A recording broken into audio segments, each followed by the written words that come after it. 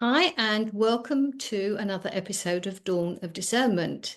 Today, my guest is my friend Brenda Murphy, who I connected with pretty early on in the 2020 nonsense, because we were both talking about that for a while. But if anyone's not familiar, Brendan D. Murphy researches consciousness, post-mortem models, non-physical perception, and the origins of modern metaphysical narratives.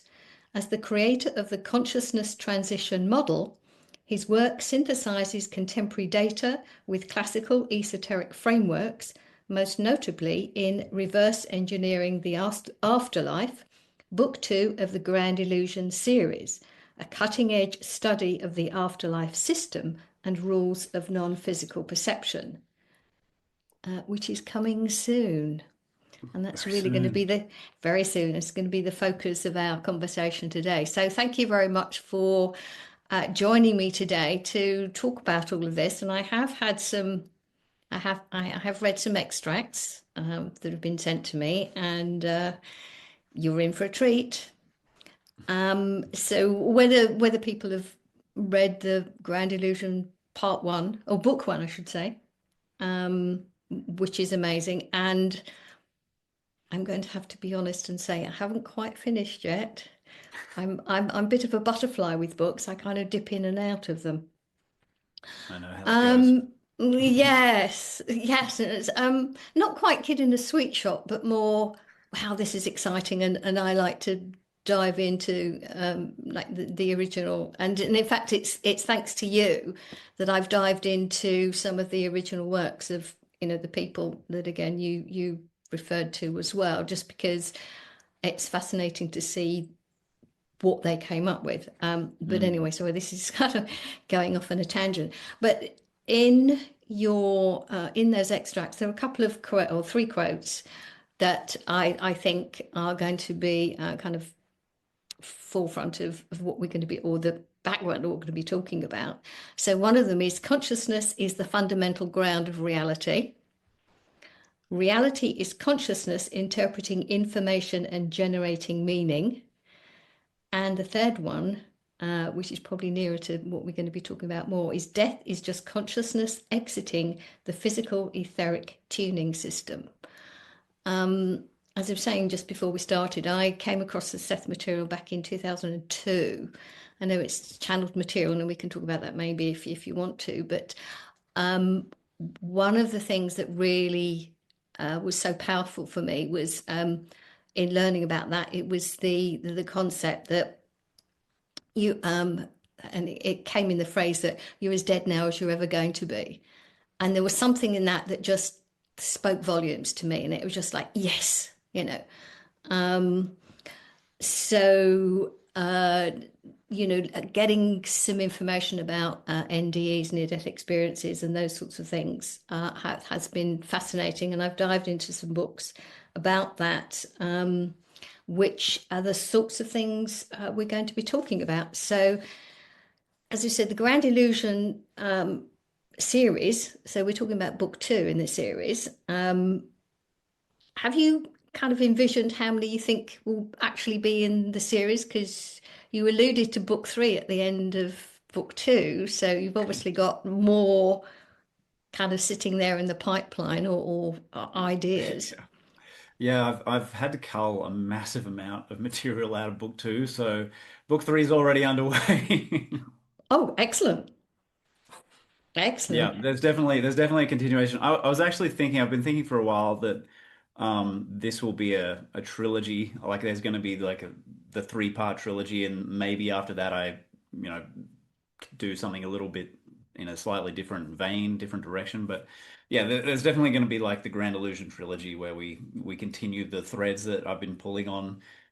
Because this leads into book two, all that material leads into book three really naturally. And like I said, I've had to cut a lot of material out that will actually fit into that third volume. So yeah, I've got a lot to do. Well, there was a bit of a gap between book one coming out and book two. So you've obviously spent a lot of time researching, because I know at the beginning you say you pull on 40 different um, uh, kind of resources, and I mean it's just phenomenal. So, and from what I've read, you are extremely thorough in the depth that you go into and the breadth of your research and how you put these things together, and it's just amazing. It's really stunning. So no wonder these books take you a long time. So I mean, book two is called. So that's the title, Reverse Engineering the Afterlife. At the moment, it is. It might change, but I kind of like that. Mm. Yes, absolutely. So, can you tell us about the core essence of book two then? What led you to concentrate on that aspect? Well, that's a really great question. I think it's I have to go back to the start of my writing timeline to kind of even answer that because when I started writing, I was 24 and I didn't have a clear idea of what exactly I was trying to produce. So, I went for nearly almost 6 years before I produced book one. And I wasn't clear until, maybe 3, 4 years into the timeline. Oh, okay, this is going to be book one. Like all the other stuff I can put off to the side, this will be book one. And that meant that a ton of, by the time I was finished and it was ready, I had like probably 7 or 8 volumes of material that I generated, which were just like, no, not using you, not using you. So book two was a huge chunk of some of that material that didn't make it into book one. And so that was already, I had the bones of, already probably 200,000 words sitting there for book two. And that was like, okay, this was very much leaning in the direction of post-mortem existence, afterlife kind of themes. And as I kept working on it, I realized that it was, I was able to have insights that were, not out there, say not published or, as I pulled on the threads more and more, I was like, oh, I need to drill down into this more because I'm onto something here. And, even now I'm editing, I'm in the back end of the process, but I'm still actually, certain things are still crystallizing and I'm still having insights around certain things. So, that was, I don't know if that answers your question, but some sense of hopefully. Yeah, no, fine. It was just really to, I suppose um, because the content is quite different from book one, which is the synthesis of science and spirit, and so the art, NDEs, the afterlife, because this is a question we all ask, who are we, why are we here, what happened, what is it all about, which we might get into. But you introduce the concept of, well, again, as you read out in your bio, the consciousness transition model. So can you tell us more about what it is and why the field needs that? What's that all about? Yeah, so I guess the premise of that is, as you mentioned, the fundamental nature of reality is consciousness. And so that's the starting point, that's the ground. It's meaningless to speak about existence without positing consciousness as the baseline, the foundation. So yeah, within that sort of view, my view is that the only thing that exists is essentially, at least as far as we're concerned, consciousness moving through or transitioning through different states, different experiences, and different operational contexts. So that's kind of the essence of the consciousness transition model. I'll just call it the CTM. um, is that that's all that really exists. That's all that's happening. There's this continuing, ongoing sort of cycling through different states of awareness, different modes of being.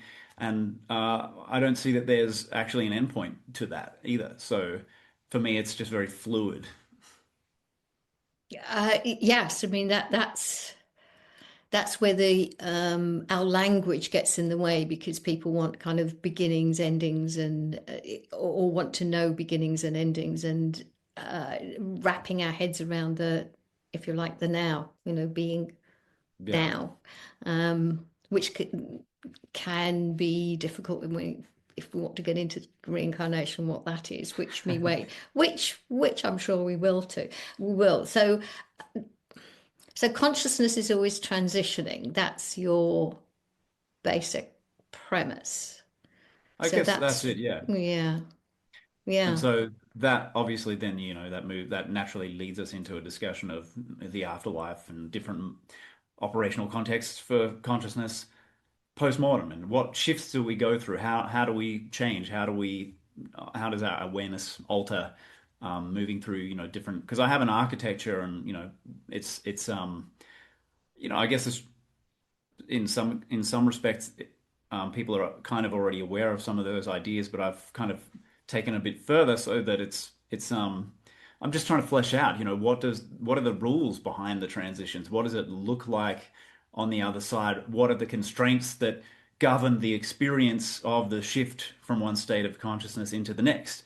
Like when someone has an NDE type experience, what's actually going on there? What does that represent? What are the rules underlying it? That kind of thing. So I'm trying to get at, rather than looking at belief systems in terms of, do I like this? Does that make me feel good? Is this comfortable? I'm looking at what's actually the underlying structure and mechanics that brings the different belief systems into being in the first place.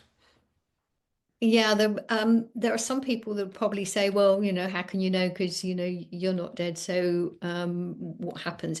Uh, However, there's OBs, the out of body experiences that I think, and I mean, again, where I'm my personal opinion, that I mean, not that I've had one, so I can't speak from experience, unfortunately. But they're the kinds of experiences that can give a glimpse into something. So, well, people are still alive, and there are plenty of people who've had such experiences and report them. In fact, well, I don't know. I mean, do you think more people have these experiences than actually report them? Yeah, probably. I mean, I didn't report any of my experiences to anybody. Oh, okay. Would you like to share some, or any of your, or the first one, or the one that made you kind of realize something, or get some insights from, I suppose?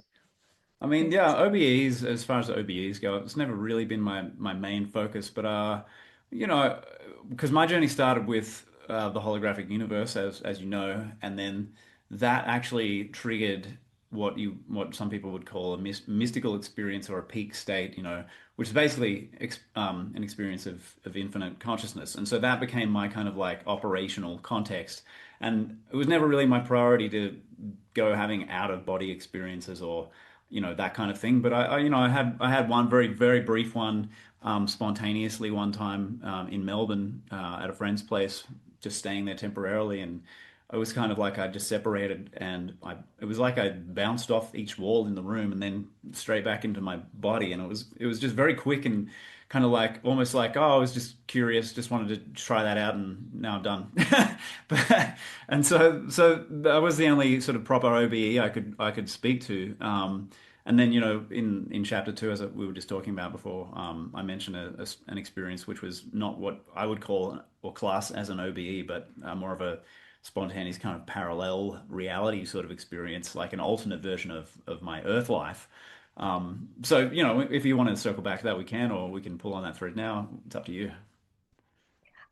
Yes, no, yes, I do remember that. So yes, because now you've explained that, I know what you mean. I know what you're referring to, which is, yeah, I mean, it's worth sharing because it's an alternative experience or an experience in an alternative kind of consciousness. So yeah, if you share that, I mean, do you think those kinds of experiences help or helped you frame where you are, or do you, like you say, you didn't really need it because you already had that kind of awareness at a Yeah, I different mean, level? my baseline was the kind of the original sort of mystical experience. Some people would call it cosmic consciousness, or entering the void, or maybe the monad, or whatever framework they're using. Um, so that for me was kind of like that was the foundation. But yeah, as far as that sort of parallel reality experience goes, Amy and I were living in the Byron Bay region, and I had to have a little blood sample taken. And I don't know why, but for some reason, healthy young men seem to be weirdly prone to like getting faint and passing out around needles and things. So that's basically what I did. I was sitting in the chair and I blacked out. And Amy said that my eyes kind of rolled back into my head. And but I was gone. Like I was in this suddenly in this other alternate Earth life situation. And some of the details have kind of faded now, but I just remember I was walking along outside. I was outdoors. The sun's shining. I'm in some kind of a cityscape somewhere. Very familiar, like it's just the most normal thing in the world. I don't know where I was going. I was going somewhere. And it was just like I just had this sense of just a kind of a tacit knowing this is just life, this is just normal. And I was just kind of going about my business in this other parallel Earth reality.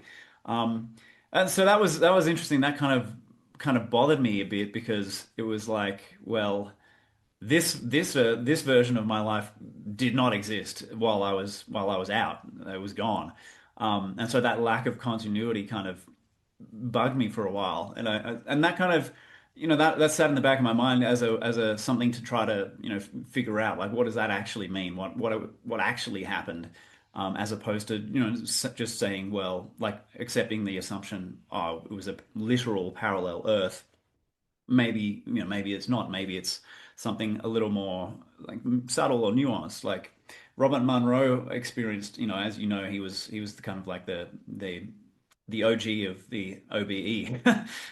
So he documented his experiences across 3 books, and some of the experiences he had, he categorized them in different ways. He had like locale 1, locale 2, and locale 3.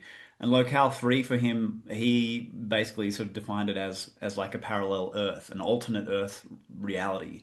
And his visits there, he had all sorts of interesting experiences. He found that their technology was a little bit anachronistic. They were still using like steam powered trains, this kind of thing. But he took it as a literal alternate parallel universe, parallel Earth, and I was tempted for a while to class my experience as like a locale 3 experience, parallel Earth, but it may be just that we have these potential realities that only exist when we actually shift our awareness into them, and that's when they become real. That's actually kind of the direction that Tom Campbell, who used to work with Robert Monroe, has gone with this. He's basically saying they don't exist as independent realities, but they become real when we shift our awareness to them. Um, and so I tend now to lean more in that kind of a direction with that sort of thing. Interesting. How would you say that differs from what we call dreams? Because it's still us in a dream, and dreamscapes can be all of all kinds. They could be similar to this and very, very different. So, I mean, do you Mm. see them as being the dreamscape, if you like, or the dream place being somewhat different, or Yeah, I do, and I actually okay. get quite a bit into that in book 2. Um, because when we're dreaming, we're generally not in a particularly lucid state, and it's generally lacking coherence. There's a lot of like discontinuity, very bizarre stuff, very surreal, things that don't make sense. But you go along with it because whatever, you're not really fully present unless you become lucid, which is a different kind of thing.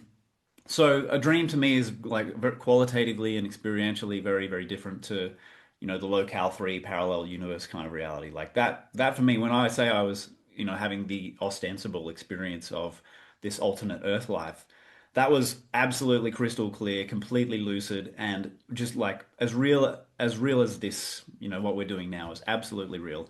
Whereas I don't look at my dreams in that way. They're not that kind of thing.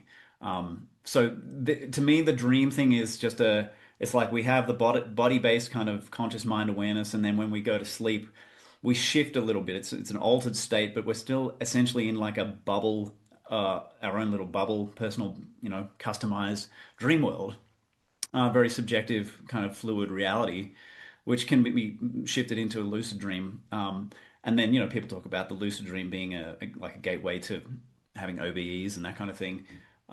So yeah, to me, they exist in different kind of categories, I guess. Okay, well, when we talk about, we and us and who we are, and that you're saying in your experience, it was you. But you also say, we exist as multiple selves. So it's like it's using this word self and what we think self is, and identifying with, a lot of people just don't identify with this kind of body, and yet we're more than that. And who or what is the self? I mean, where are you with that? Because when you say it was you, was it you, Brendan, or was it you as a sort of a slightly different uh, aspect of you? Yeah, well, that's a good question. And for me, generally, it's kind of awkward to try to word things, verbalize them sometimes. Mm, Um, I know the language gets in the way, but just yeah. it does. If we were telepathic, Mm. it'd help. Um, but so with whatever experience we're having, to borrow, one of the Vedantic terms, they talk about Atman and Brahman. And Brahman's kind of the universal infinite consciousness, and Atman is like the localized center within that infinite field, and they're the same thing. They're the same in essence. So wherever we are, or wherever we seem to be, whatever altered state of consciousness we're in, that eye center, the eye is still present. So it in the context of my weird experience, that parallel guy, I couldn't say that it was Brendan because that was a different universe, different life, different city, different everything. But I still the sense of I am, the presence of being aware felt the same, which is kind of a weird situation. So the presence of the I is kind of what stabilizes and normalizes things, all the different transitions and shifts that it goes through. And this is part of esoteric traditions, which talk about like another Sanskrit term, the Sutratman, the thread soul that weaves its way through these different experiences, different bodies, different personalities. But the center of I consciousness is still there. So when we drop the body and when people die, a lot of people don't realize that they're dead because the I is still very, very much awake and aware. And sometimes they need help with that. Yes, and from what you've just said, it's clear that you've gone into many different sort of ancient traditions, as well as modern writings of NDEs and OVs and things like that. So, um, because I mean, you do talk about NDEs quite extensively, and there's consistency a lot across these different cultures. That there are some differences, but there are similarities and there are differences. So with everything that you've studied, what kind of what have you come to? What processes have you come to in an understanding of the similarities and the differences? If Specifically that with makes sense. NDEs. It was, yes, with NDEs at the moment, yeah, because you were Okay. talking about, when people die. But I mean, NDEs obviously are not people who have actually died, but they're, the near death. Yeah, they're getting some glimpses. They're getting some glimpses, Mm. usually of like the initial stages of transition. And it's sort of like what happens, what you see in, I've got this mapped out in chapter three, is across the centuries or the millennia and all the cultures around the world, they tend to experience similar things, similar types of, journeys into this other world. They encounter a light, they encounter beings, they might encounter deceased family and friends. They have some kind of maybe a transformational or a healing type experience, and they return to their body one way or another. So there is a kind of like an underlying structural commonality across the different continents, across centuries and millennia. But what happens is cultural conditioning is kind of what determines the graphic user interface, like what that looks like when people when they transition their awareness into the other side. Um, so the where we get lost is where people get confused is that the surface level, the appearances of things look different, but the underlying sort of structure of it is actually really similar, and it has been similar for centuries, and it's still similar to this day. I mean, you can map parallels from NDEs that happened this week to NDEs that happened centuries ago. And it's just that there are cultural, conditioning factors that play into how it appears on the surface level, and which characters show up, which god or goddess or savior or this kind of thing. This is all cultural conditioning. They call it cultural embeddedness in the field. So yeah, it's interesting. There are those differences, but underlying it, there is like a program or an algorithm that seems to sort of dictate that there's this process that unfolds. Like, for example, the life review, which has an algorithmic quality to it, because it tends to happen in the same kind of format to everybody.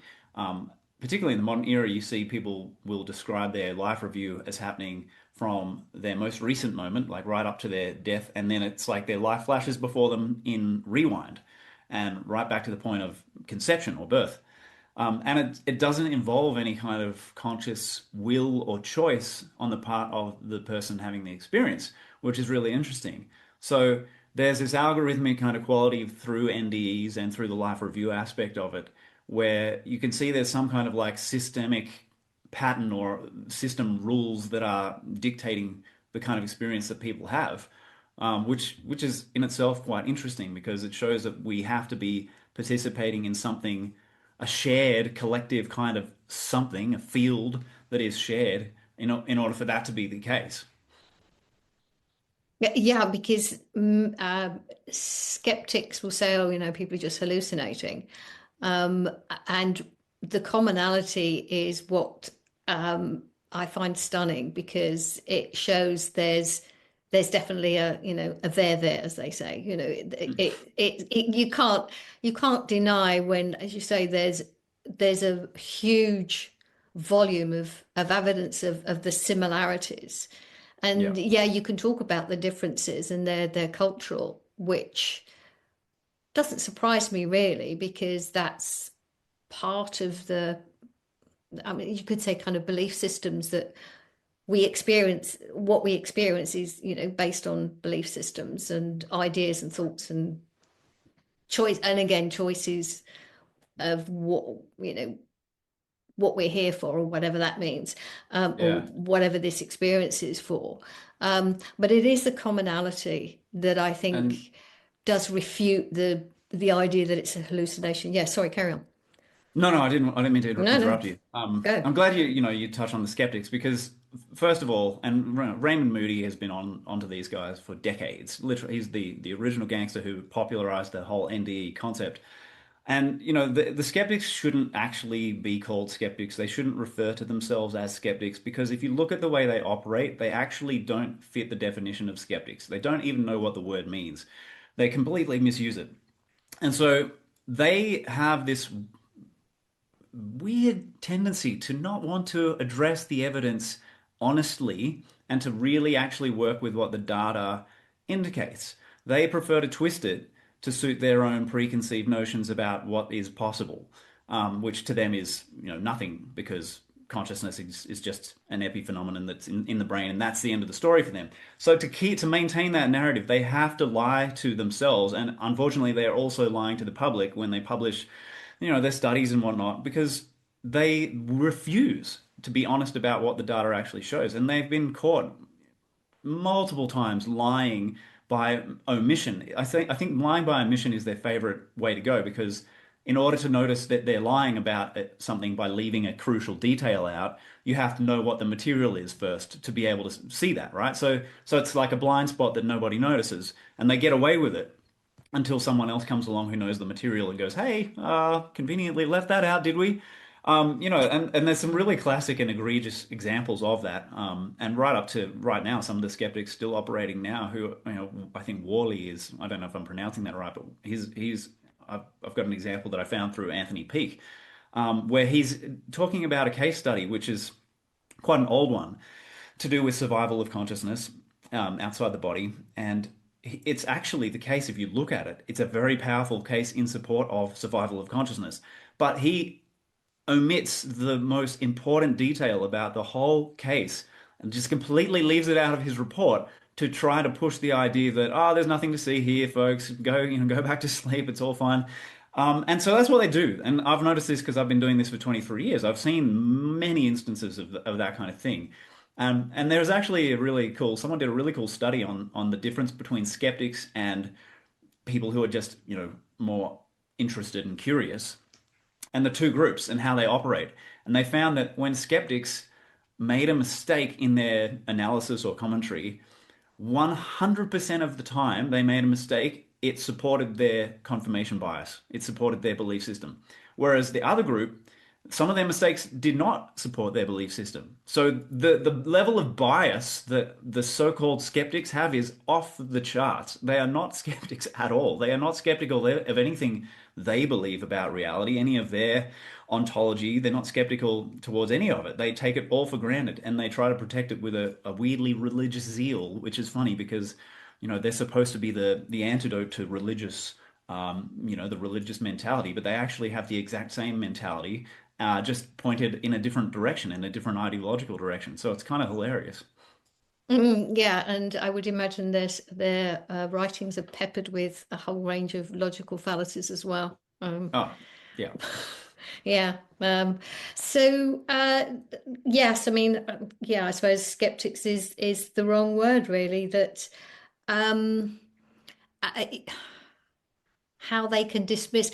I mean, for me, one of the most powerful was the case of Anita Moorjani, who I think a lot of people are learning about her experience. And I mean, that was Mhm. just so powerful. And she's, a real person, genuine person who's, um, you could, she shared her information to the extent where, she was close to being on her deathbed, and cool. And this is why I like it, because I'm sorry, I shouldn't smile, but it just it just supports, saying that the medical establishment doesn't understand, the body, who we are, what is possible, and so they, Yeah. they pronounce people as incurable, or, well, that's it, there's nothing more we can do, and yet she recovered from a position or situation, I should say, where it would have been, well, there's nothing more we can do. I mean, they actually said that. I mean, she was expected to actually die within no time at all, and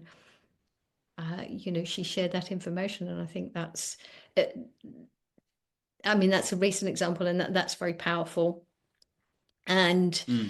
Yeah. um, I assume you know about her case, and so her experiences of who she met and what inspired her to come back. I mean, would you say that's fairly typical of the kind of experiences that people report?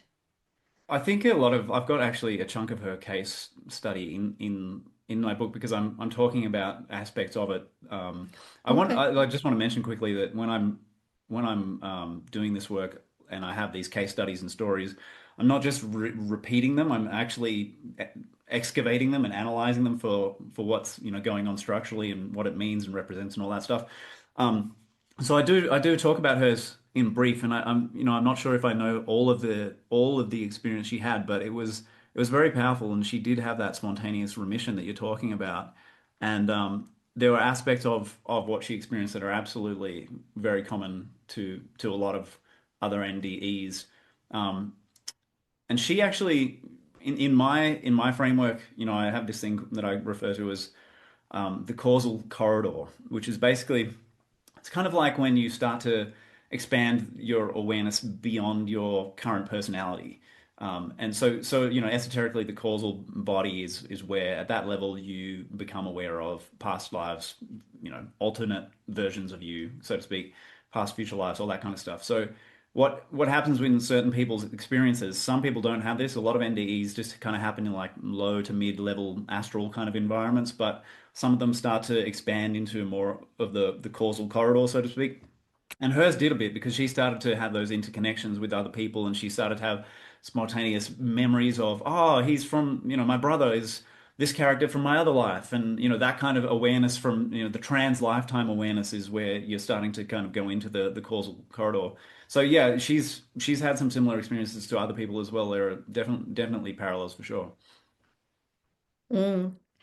Um, so, well, where are we? So, yeah, if we want to talk about sort of different experiences and as you say, the volume of evidence, the those who have written about NDEs. I mean, I one of the books I did actually finish was Ian Stevenson's Children Who Remember Previous Lives. I mean, it's interesting that children seem to have more information about this, and there's a pretty good reason for that. So if you want to sort of talk about that a bit and how uh, why that information or from young children is important, to listen to be aware of, and to bring that into the whole conversation.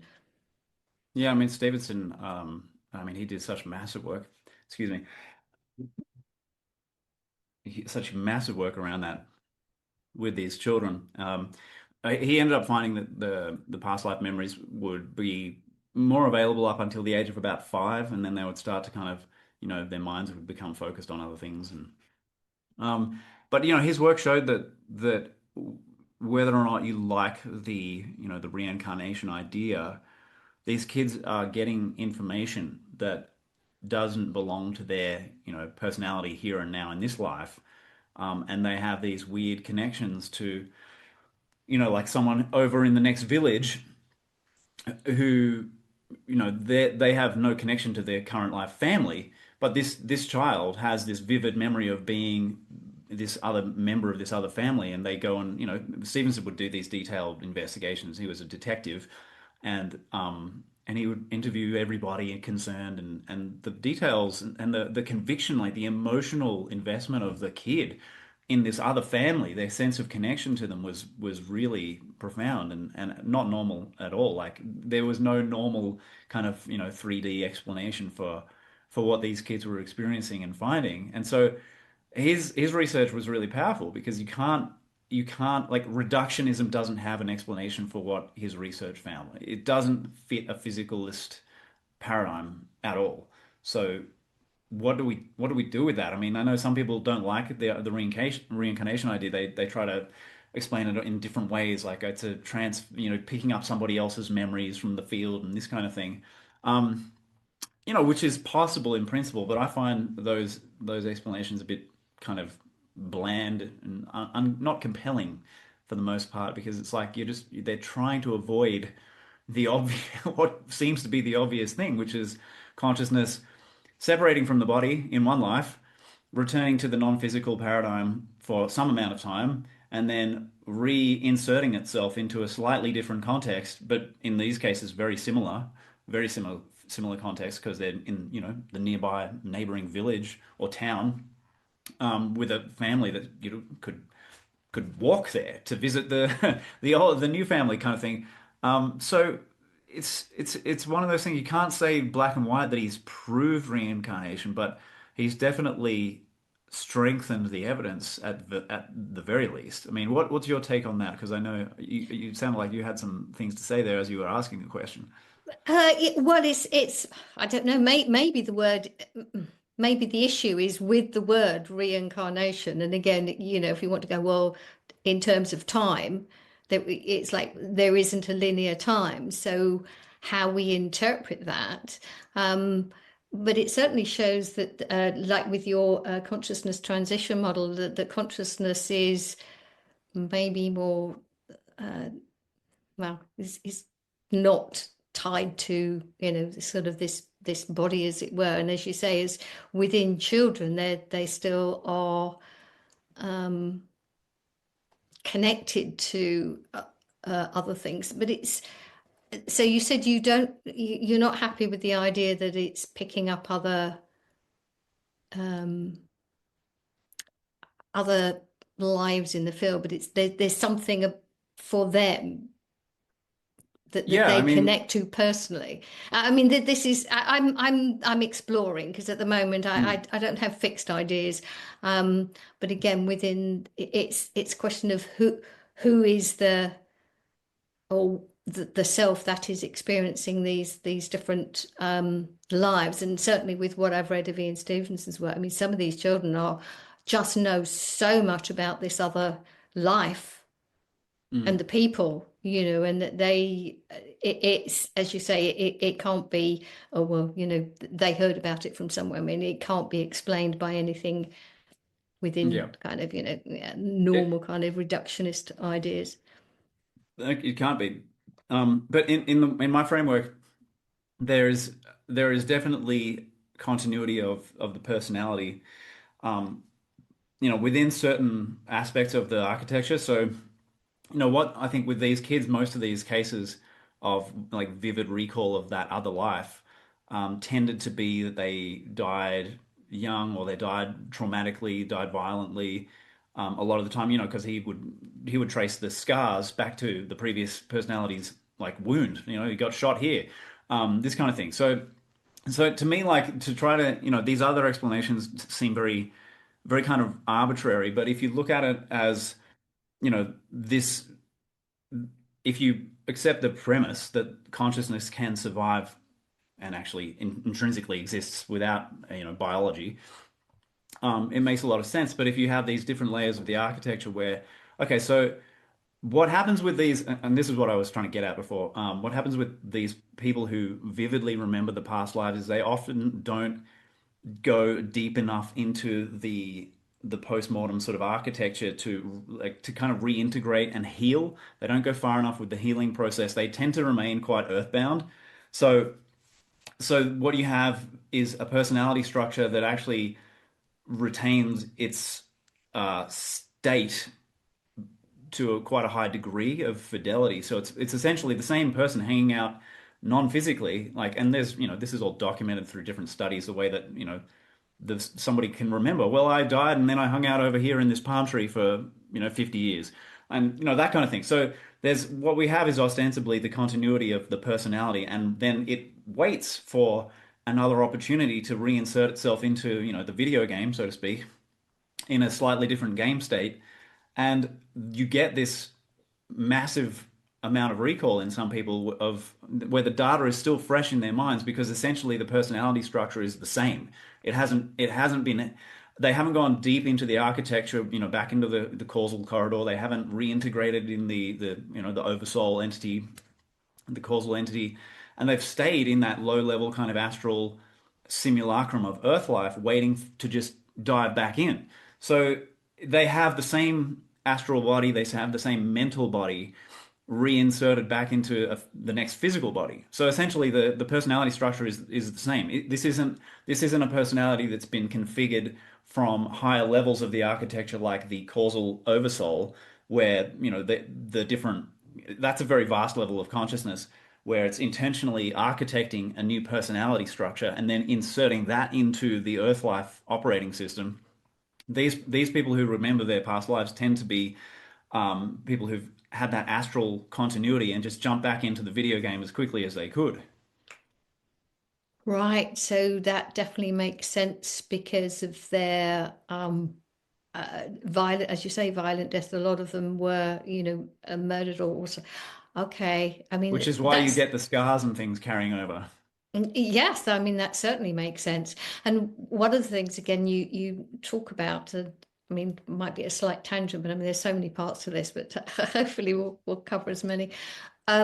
Is that as you say, in terms of if you like, for want of a better word, souls incarnating here, is that they don't actually kind of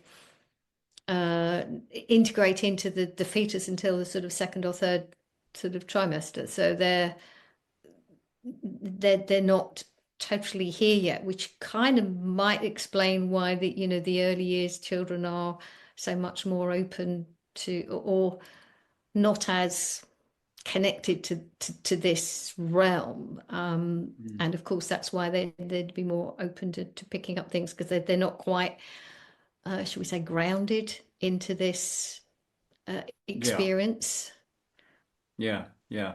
And that's actually that, what you said about the second and third trimester is that shows up across a few different sources. So it's not just one person saying it. It's esotericists from 1800s. It's people having past life regressions right now. It's coming from all over the place.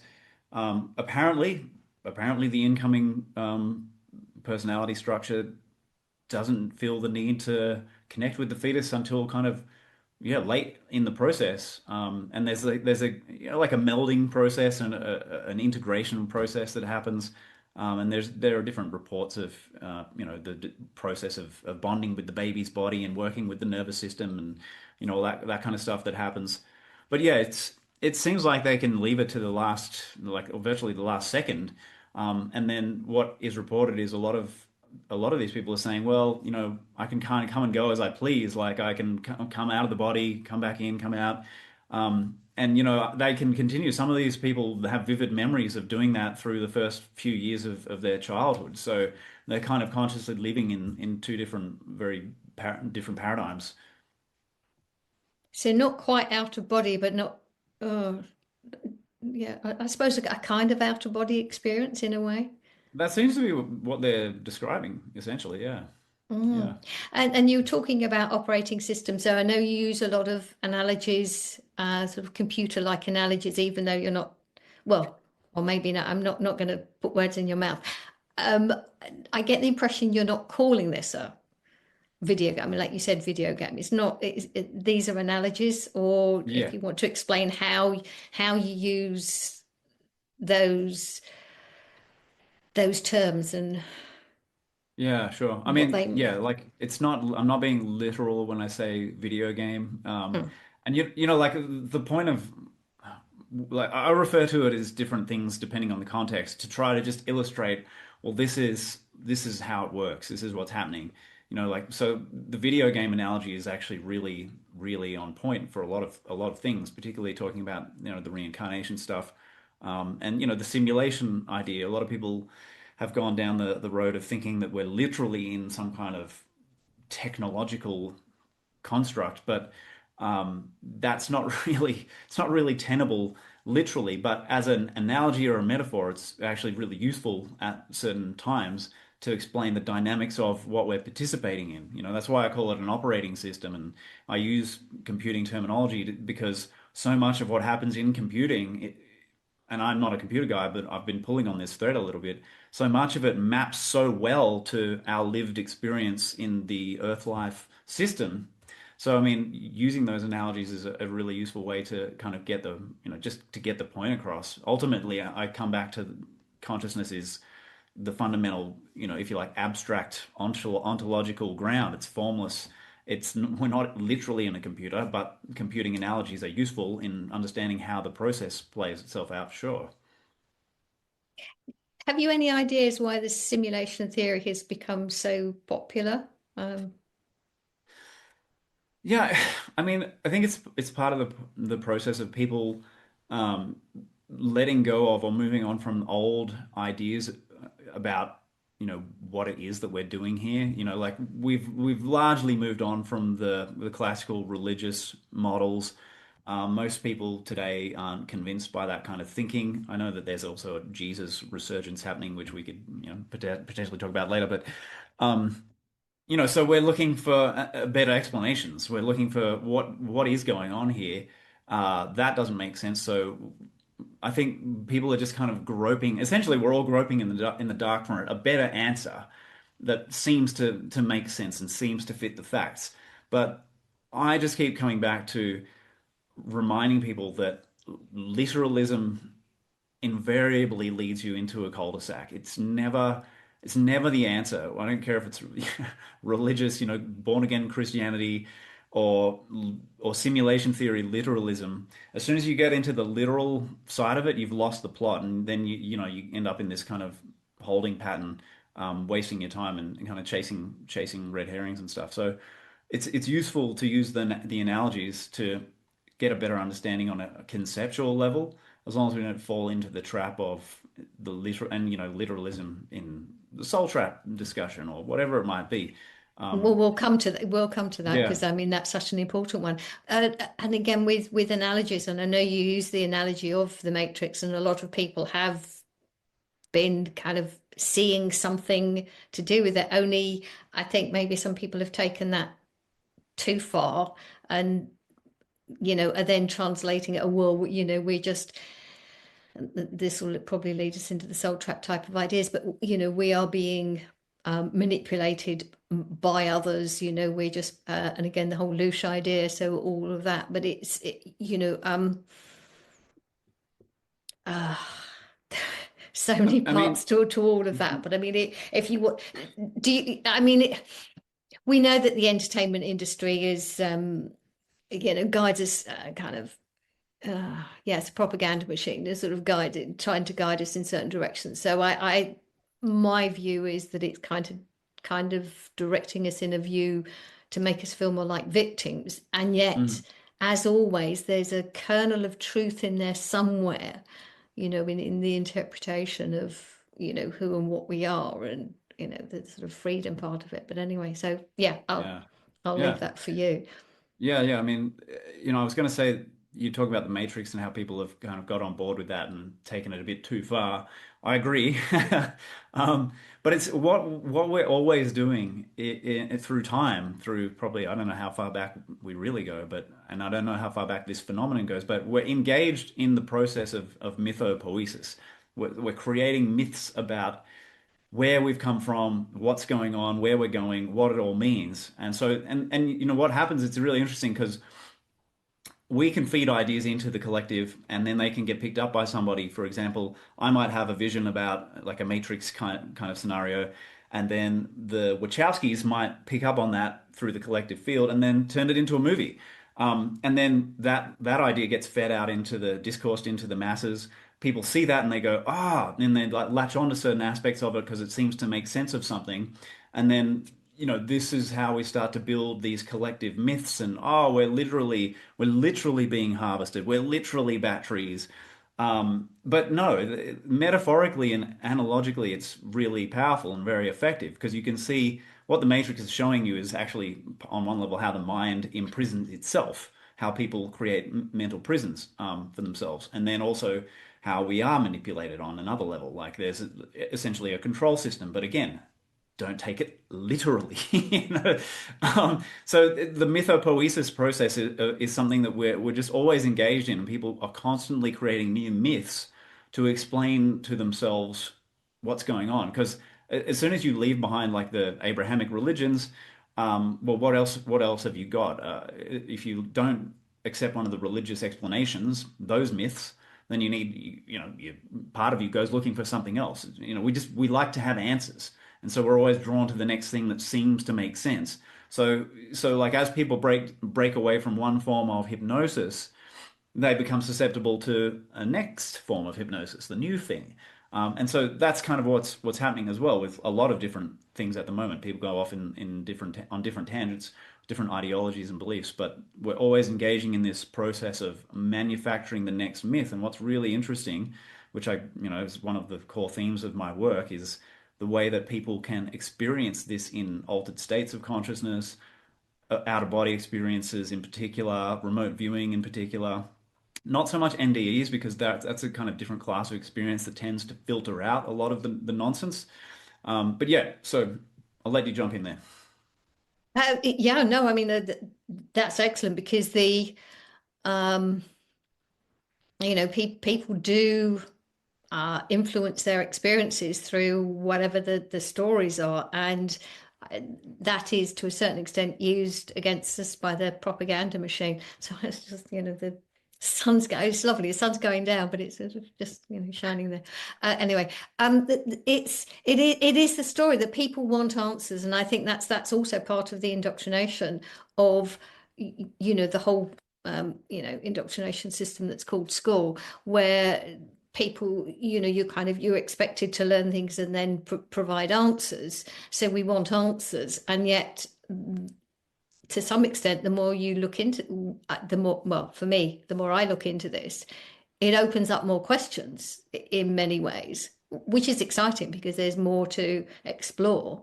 Mm. So, I mean, where are you in the idea of I suppose that what the stories are and why we're well, I mean, you really, as you said, we're trapped in stories. We want answers, and yet it seems strange that people aren't more curious to want to keep looking and ask questions.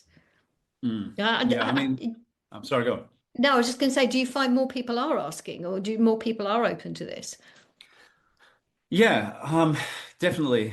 At the same time, as they leave one belief system, what ha tends to happen with most people is they get hypnotized by another one. So they kind of like they'll take the elevator up a level or two, and then get stuck there because something there seems to have has this enormous emotional appeal, or seems to make sense of something for them, and so they go, "Oh no, this is where it's at. This is me right here. I don't need to go any further. Why would I even consider questioning this? Because this just feels right." And most people, and I read this somewhere in some esoteric, probably some theosophical document, or maybe Rosicrucian, where they talk about the age that we're in right now, like the epoch that humanity is going through is actually developing the emotional and perfecting the emotional body. So we haven't even reached the level or the age of the intellectual mental body. We're not even there yet. We're still in the emotional body, figuring that out.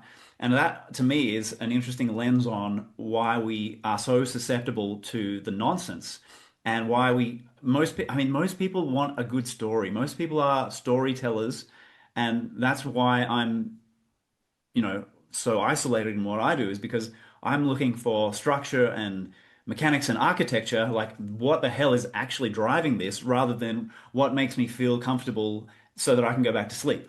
And so that's the difference in the mentality between, some people like us. We're a minority because we are actually kind of like almost the next age of humanity stuck in this one. We're kind of like we're accessing the next level, and most people don't want to do that. They're just happy to go based on vibes. Yes, there's a yes, I suppose the safety in being at a place where, as you say, feel comfortable. And it's, it's like the kind of so-called rabbit holes, or, going down the onion layers, that, there are so many levels, and people get to a level and then feel that's it, and not realizing that there's more to uncover. Um, I mean, this is going to tie into soul traps in a way, but a couple of weeks ago, I gave a presentation, and in the questions, so I mean, it wasn't relevant to what I was talking about, but somebody he was getting himself quite agitated by the what's going on out there in the world, and saying, oh, it's an evil world because of what these people are doing. As you know people have been reading, if they've been following kind of mainstream stuff, which I don't really. It's kind of out there in the peripheral, in my periphery, in the sort of, but I don't. It's not I'm ignoring it. So again, kind of like I'm not spiritual bypassing. At the same time, I'm aware and putting it, finding the context to put it in, and so people are stuck in these ideas, and to some extent, it feels to me that they're doing that with these ideas of soul traps. Suddenly there's a new story about soul traps and Yeah. don't go to the light and that kind of thing. So, um, what are your views on them? Is there anything to it? What, or is it just a complete misunderstanding? Which, anyway, yeah, yeah. So where are you on that idea? Because I know you do talk about it in some detail in the book. So it's where what you can kind of distill, to give an overview, and anyone. Yeah. So yeah, so there's so much more detail in the book. But yes, if you so anyway, I'll leave that to you, please. Yeah, as you said, like I can't, that's chapter nine, as it's currently numbered, it's chapter nine. There's no way I can replicate the level of, like analysis there in a conversation. I It's know. no, I haven't seen anybody put together an analysis of it like that either. So it's very detailed, it's multi-layered, and it's very comprehensive. So if people want to understand the soul trap, how we ended up there, not whether you want an opinion that you like it or don't like it, how we got there and why and what's driving that, that's in that chapter in detail, and it's much more coherent than I'll be able to, do here. Oh, okay. But there's a lot of different elements to it because there's an experiential element to it where people have had certain types of encounters, say in near-death experiences, um, where it seems like they encounter an entity that is trying to deceive them in some way or convince them to go back to their body or encourage them to reincarnate or something like that. And what most people do is they look at that experience on the surface level and they go, that is literally what's happening. Or someone goes, oh, you'll hear these psychic types say things like, I've literally seen the soul trap, like the machine, I've seen it. And again, taking their perception, like subjective perception in an altered state, clairvoyance, what have you, and literally literalizing it, concretizing it, and reifying it. And so that's where the conversation ends for people with that mindset. They're not thinking critically through it. They're not analyzing it. They're not breaking it down. They don't understand. Like, we've been warned for, I would say, at least a couple of centuries by mystics and esotericists about astral perception, like this low level mode of non-physical perception, and how illusory it is and how misleading it is.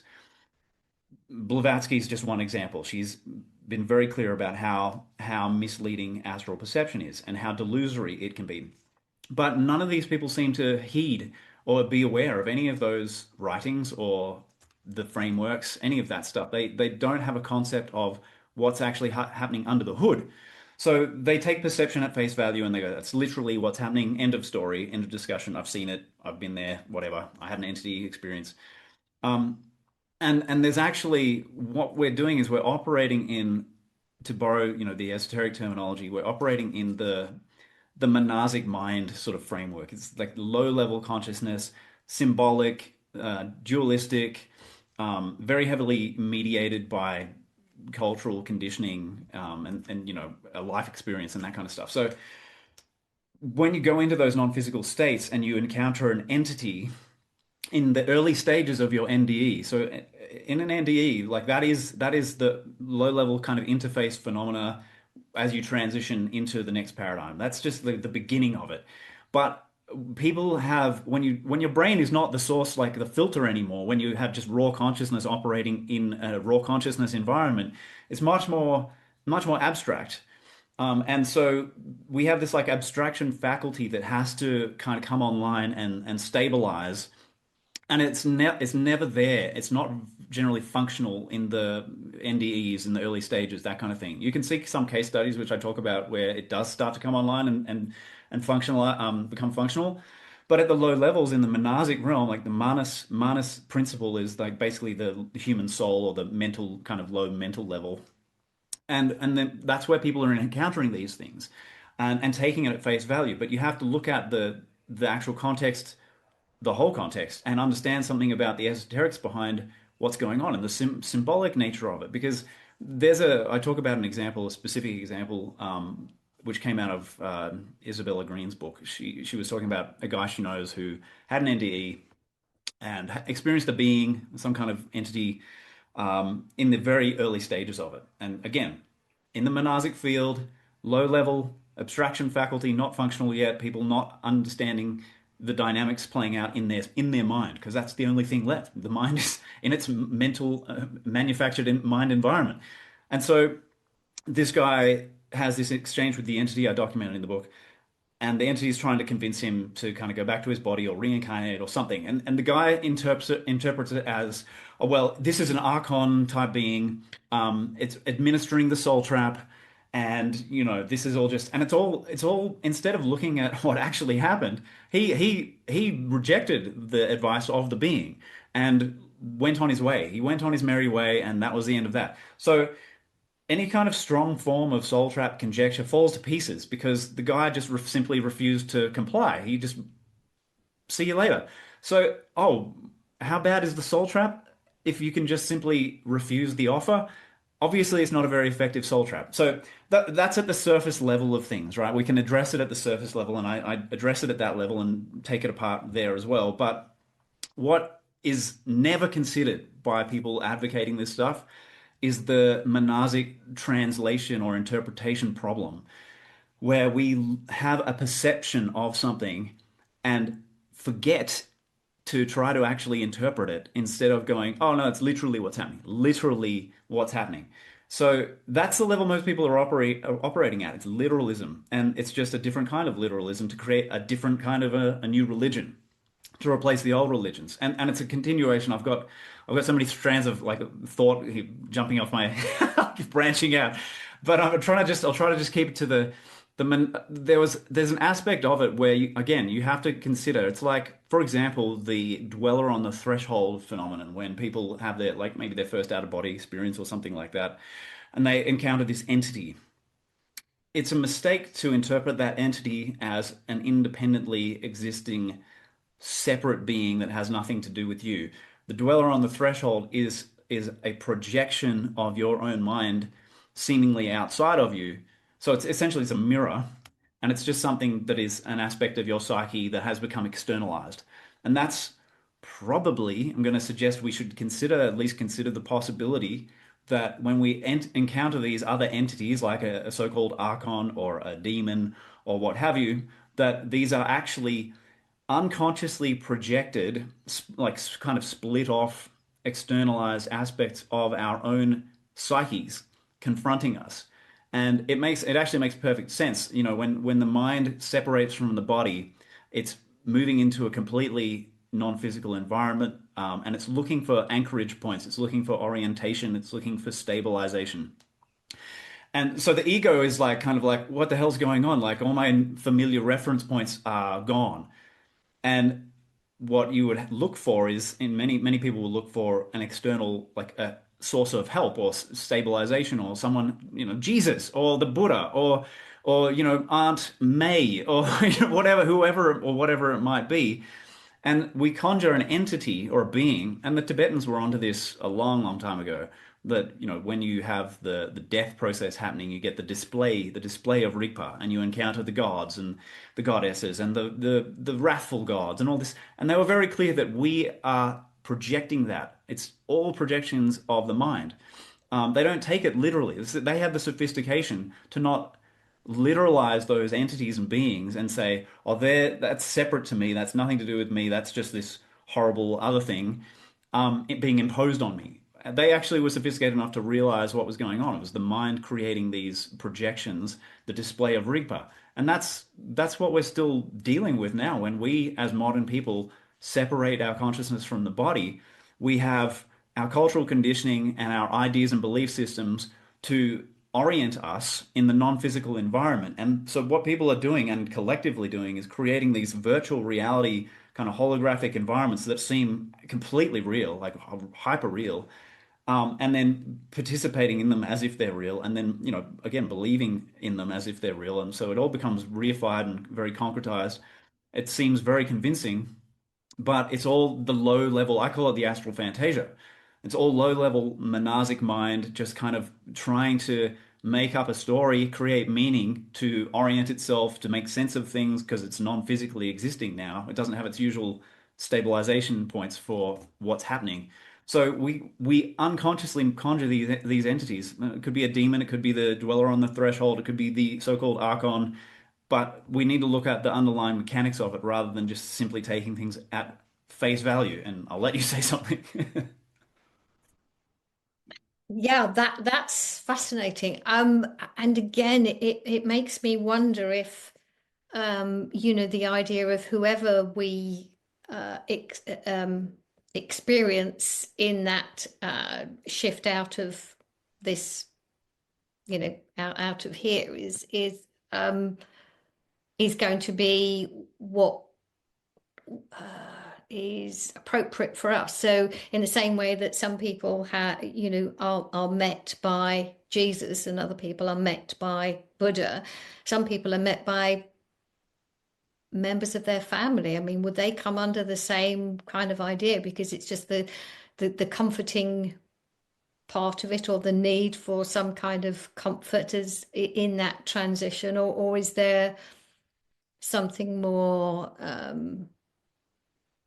systematic in how we are, if you like, met when in that transition? I mean, because there are so many different ideas, and Yeah.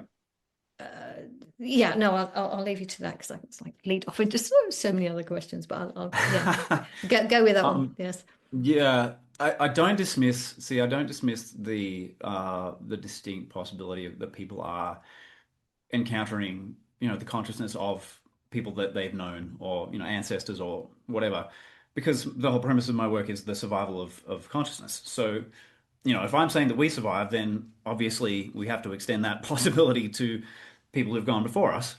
What is the we that survives? But anyway, that's the so yeah, that's the next question. But yeah, no, Okay. I take your point. That's why I asked the question because there's distinction here, obviously. Yeah. Um, So, I mean, there are different fields of research around this. If you look at the regression field, there's tens of thousands of case studies of people who basically all have the same experience. And, they report going into what they call the spirit world and being greeted by their soul cluster, which is, family, friends, people they've become associated with through time. And that is also supported through other sources, channeled material, clairvoyant reports, out of body experiences. I mean, the list goes on. So there are all these points of convergence that say, actually, we absolutely can have contact with people that we have known before. And there are many case studies, and I've got a section on peak and Darien cases in the book, because they're some of the most powerful pieces of evidence of survival of consciousness. But they also usually involve a family member. They often involve a family member who had already died previously to the person having their NDE, and they have the NDE, go into this, amazing kind of altered experience of the afterlife, and then someone shows up who they've never, from this life, they don't know. They've never heard of them. They don't know the name, none of it. And when the NDE is done and they're back in their body and they've recovered, they'll mention, oh, like so and so came and met me, and we had a conversation about such and such. And it might be that they said, oh, my sister, Sarah, I met her and she was telling me all this amazing stuff. And the parents might look at each other and go, oh, wow, okay. Because you never knew that you had that sister. We didn't tell you because she died before you were ever born, and we just didn't tell you about it. And that kind of thing is repeated over and over again in the literature. Eben Alexander experienced meeting, I think it was his sister, his deceased sister, who he didn't know about, and nobody had told him about her. And he found out she existed because she was the one who met him in his NDE. And so there's all these cases of like that where the family member, who they didn't know existed, is the one who shows up to greet them. And I think that one of the reasons that happens is because it is very powerful evidence for the individual that the experience was valid, that their experience of the NDE, of the survival of their consciousness, was valid. Because if it was someone they knew already, it wouldn't have the same impact, would it? So, I don't subscribe to the naive idea that, these are all, archons administering the soul trap.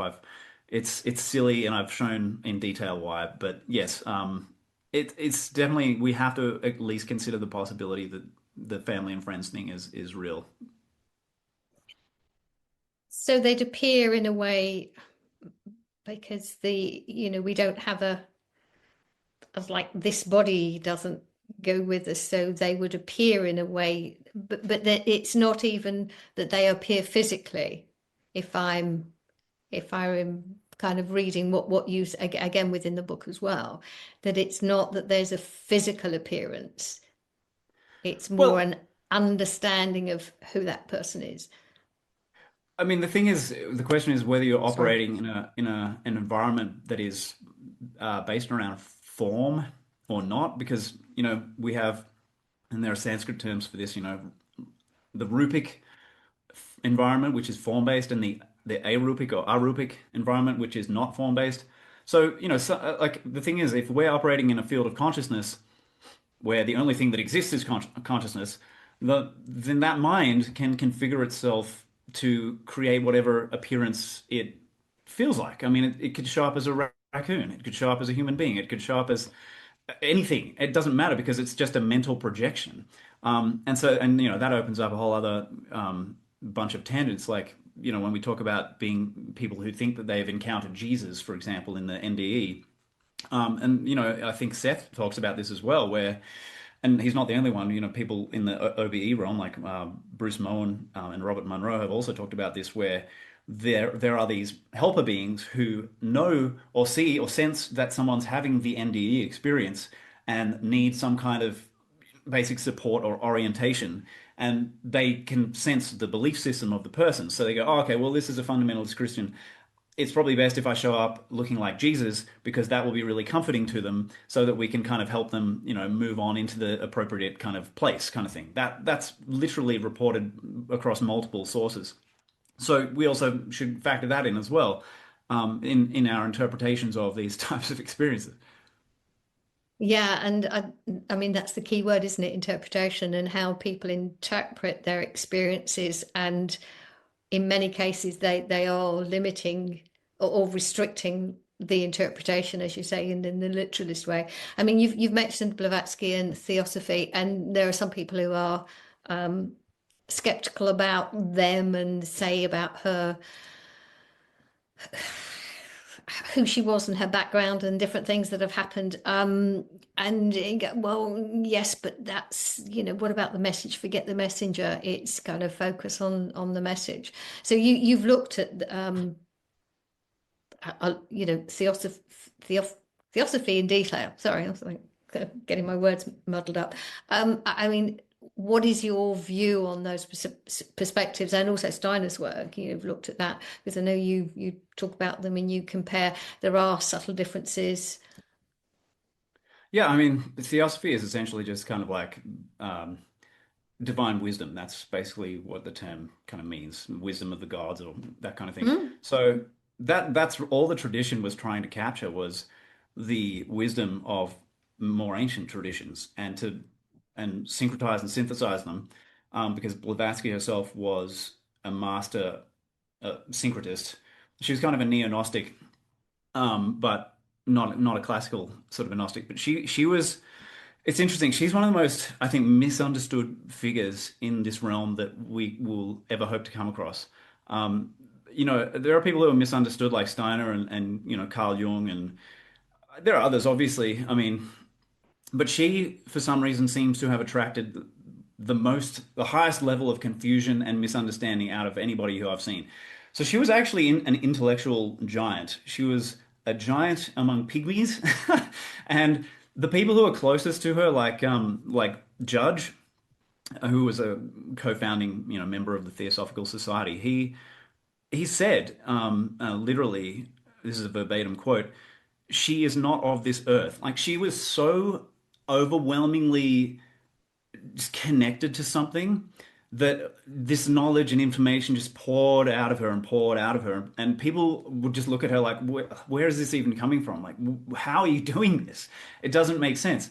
So, but she was incredibly well researched as well. I mean, she read, I mean, even now, if she was alive now, she would be misunderstood by most people. They wouldn't know what to do with her, because she was so syncretic, and so she was actually a very advanced kind of consciousness. So, what her work was aimed at was basically to try to continue the wisdom traditions and connect those old traditions, including the Eastern ones, into the modern world, and to bring it to the modern world so people could, start waking up.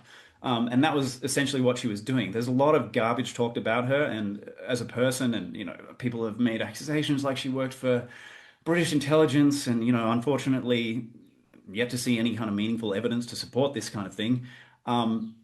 It's like, instead of getting distracted by that sort of thing, like you said, let's look at the actual content of the message, because what she put together was very, very powerful, and for the time that she was in, it was extremely advanced. I mean, the people around her could barely comprehend her. The enthusiastic ones and the intelligent ones around her, and Theosophy attracted the kind of like the European intelligentsia, like the more educated people. But they stood in awe of her because of who she was and what she was able to do. And one of the other things that people miss, and particularly the born again Christians who are just so tedious, they say things like, "Oh, it's New Age, and she's a Satanist, and all this sort of stuff," and Oh yeah. it's just the most just garbage stuff. First of all, the New Age came after Blavatsky, so they're getting the chronology completely muddled. Um, and if you bother to look at the work, she stresses across her works multiple times the absolute critical importance of someone's moral development and becoming a better person. And that was absolutely central to her message. Like it wasn't about developing occult powers. She wasn't an advocate of black magic at all. She was opposed to it. And she didn't even want people to be distracted by developing occult abilities and stuff. Her message was to become a better human being, which is kind of like the through line of the ancient traditions that she was trying to bring to people's awareness, these older theosophical traditions, which she, put under the banner of theosophy, like the teachings of Ammonius Saccas, whose students were Origen and Plotinus. And so we have Plotinus's works to this is all theosophy for her. Like all of these things, these wisdom traditions from the mystics of the ages, and esotericists, metaphysicians from the ages gone by, that's what she was trying to bring to us. And it was so important to her that people developed themselves morally and became better people. And that just somehow conveniently gets left out of the discussion. Yeah, amazing. I mean, as well as the books that you write, you write quite extensively on Substack, and obviously there'll be links to all your work and below. And because there was a post, it was a while ago. I was that linked to a Substack article where you were talking about Blavatsky and how she's misunderstood. And I mean, so many of these things are misunderstood and misinterpreted, and possibly for a reason, whether or I don't know why, because as you say, it's looking at the message, and I mean, what better message? Well, I say better. I mean, that sounds. I mean, it's not judgmental, but I mean, if you're going to have a good message for humanity, it's like, well, let's do what we can to make ourselves the best that we can make ourselves. To be better people, and I mean, The, what's wrong with that? So yeah, absolutely, absolutely. I mean, that's the heart of any esoteric or occult teaching that's not like left hand path or black magic is moral development. You see the same thing in Steiner as well. He was absolutely, and he was a Rosicrucian initiate as well. And he was also involved in theosophy in the very early days until he kind of went yes, his yeah. own way. But yeah, Blavatsky was adamant about that. She was so, I mean, she'd be rolling in her grave at the way that people have misrepresented her teachings and I mean, her personality is not really relevant, but actually she was embodying what she was teaching and the whole moral development thing was central to that. And it gets left completely out of the discussion. Like you can't, if you look at the detail of what she's saying, your occult spiritual development was actually hinged on the moral development, and that's what nobody who criticizes her has a clue. They have no clue. Interesting.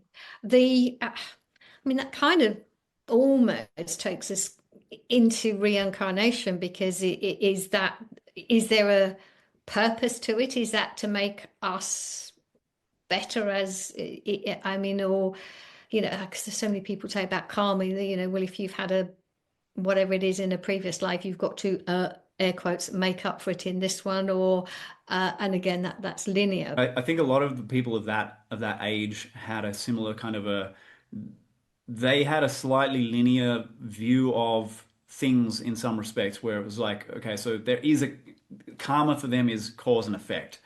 And so, it's important what you do and who you are now for the future version of you that will, essentially have to reap the consequences of that. But it's not a punishment reward system. It's simply the system dynamics. The rules of the system are you kind of become what you harvest what you sow. And that was the mentality of a lot of those types of teachers, particularly at that time. But in my model, Mm. I emphasize more. I look at reincarnation from multiple different levels. And so from where we stand, it looks very linear, obviously because of the nature of the game that we're participating in. And then you have like kind of like the astral mental levels, which are still very much kind of extensions, if you like, of the Earth life system. And so you have a level of continuity there in terms of like temporal continuity, and the personality leaves the physical realm, they go into the astral kind of orientation area, they go through the healing processes, and they maybe figure out what to do with the maybe plan the next life kind of thing. That's at least what the regression, the Newton school sort of shows.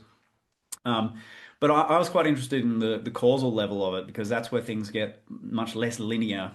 And if you get to the level of the causal entity, the oversoul entity, that's where you have basically the absence of any kind of sense of linear time.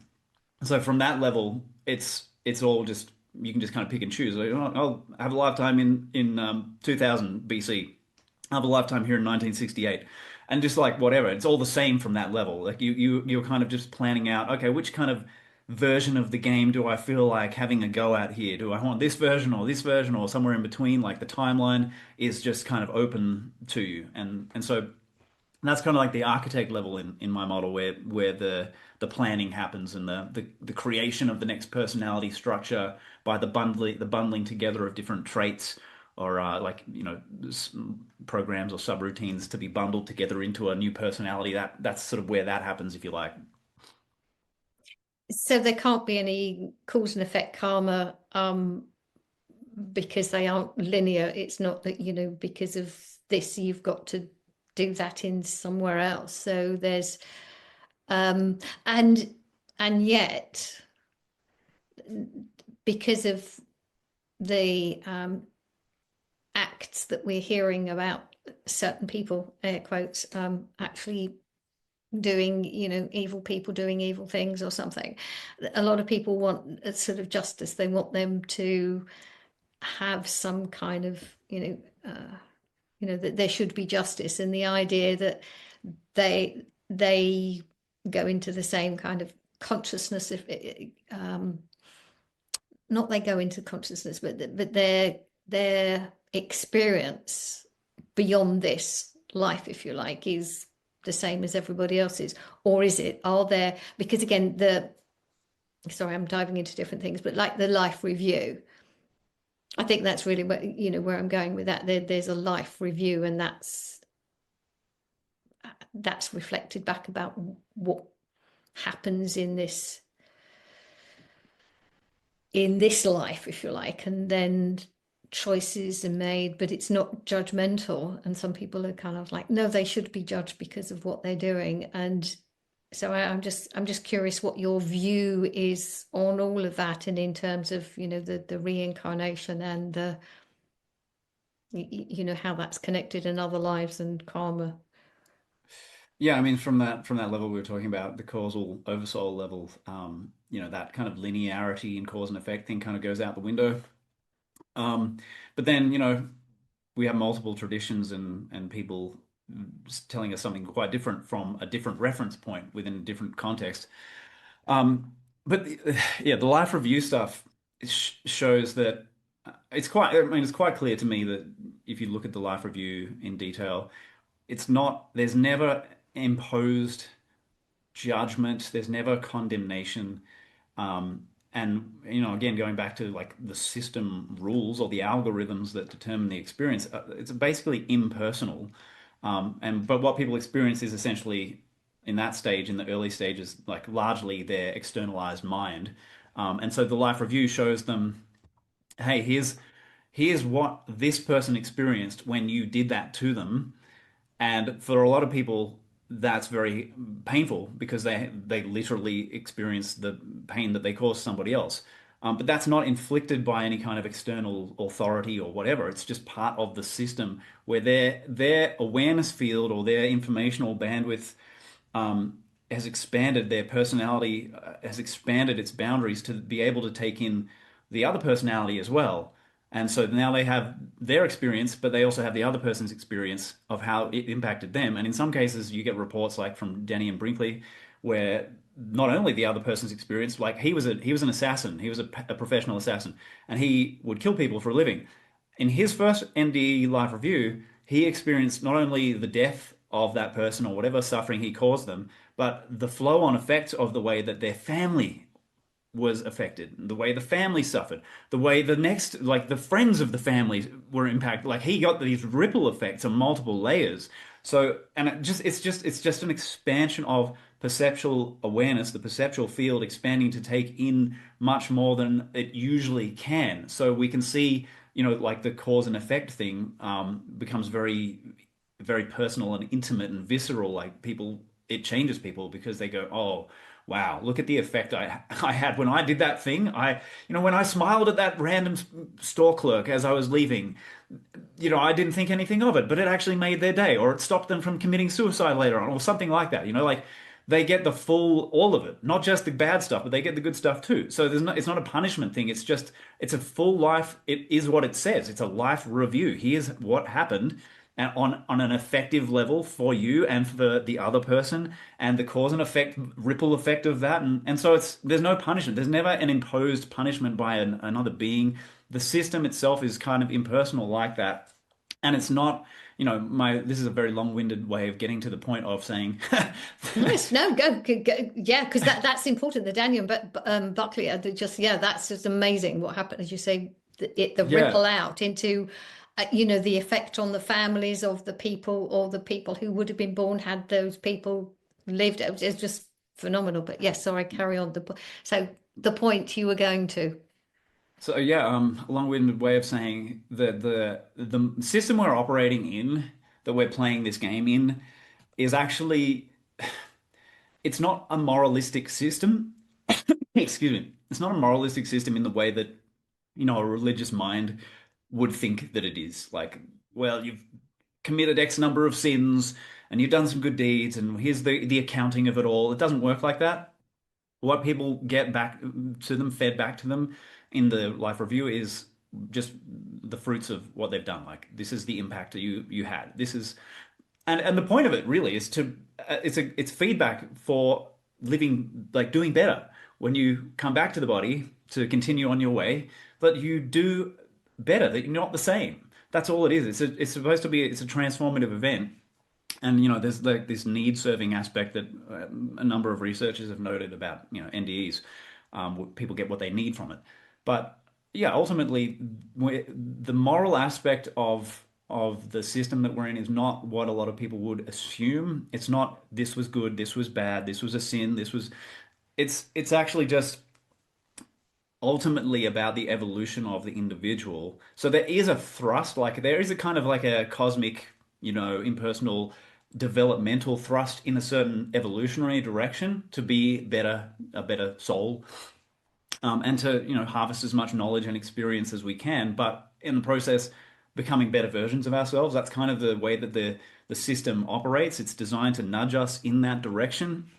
And obviously, you can fight against that. You can go and become a Satanist, or a paid assassin, or whatever. You can be a diabolical POS if you want, because there's still the free will aspect of it. But at the same time, eventually you will have to harvest what you've sown, and that might not be such a fun experience if you go down a more dark path, as some people are about to find out over the next few decades. Yeah, and again, you touched on something else, free will. There were two parts, because I mean, the part of me was like, well, um, people who, if you like, believe in the, God, and I'm not denying the sort of like a divine creator, as it were, and yet not the God in the way that we're kind of made to believe in the biblical sense of, judgmental God. And as you say, there's no judgment, but there's no judgment from, it's not an external judgment. It's more an understanding, and then, okay, well, this is it, and what are you going to do about it, if you like? What are you going to do Exactly. with this understanding? Okay. So in terms of free will, because some is, again, if we choose, apparently, if we're saying that say parrot. I don't mean that in a sarcastic way. I mean, it seems that we choose to have this experience and have certain experiences within this physical realm. So where's the free will in terms of what we do here if we've made choices? And I know, this is a discussion I have with different people, and it's interesting. So I'd like to hear Hmm. your view on that, please. What is the nature of free will? Well, is there free will? Yeah, what is it? Yeah, what are your views on it? Because I feel there is something. It might not be quite what we think, but yeah, Hmm. it's not about me. It's like, what are your views, please? Well, I'd be interested to hear yours as well. I, the I think essentially what we have is we are, this version of it, like if you like, this version of our personality is not the part of us that initiates incarnation into the game, or at least we have that memory essentially suppressed because we have to undergo this kind of like contraction process to even participate in this realm, and I detail that in the book as well. Because a lot of people think that we have this maliciously imposed amnesia by these archons or whatever it might be, and it's wrong. There's actually, again, it's just part of the nature of the system that as you descend into certain operational contexts, certain information becomes part of your subconscious. It's not lost, it's not erased. It's just you just can't access it as well because we have this compressed kind of state.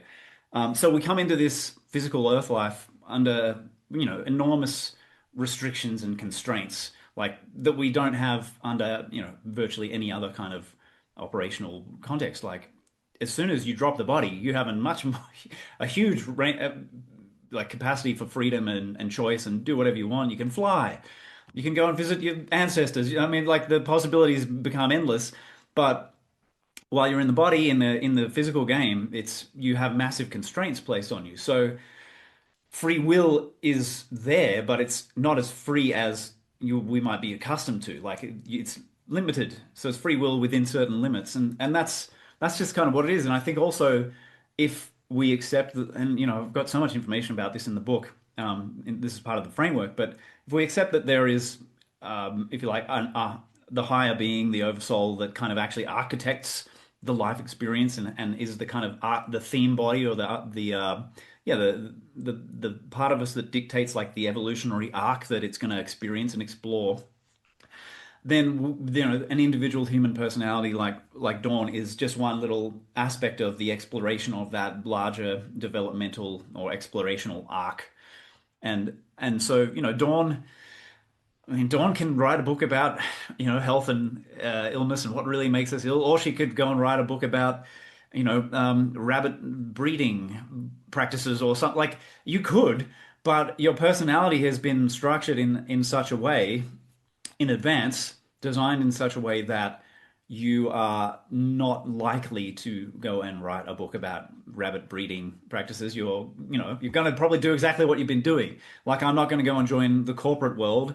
I've because that's just not what I'm here for. I'm not designed for that. So, No, no, I like I can't see you doing could. that at all. No, Mm. that's good. I'm glad.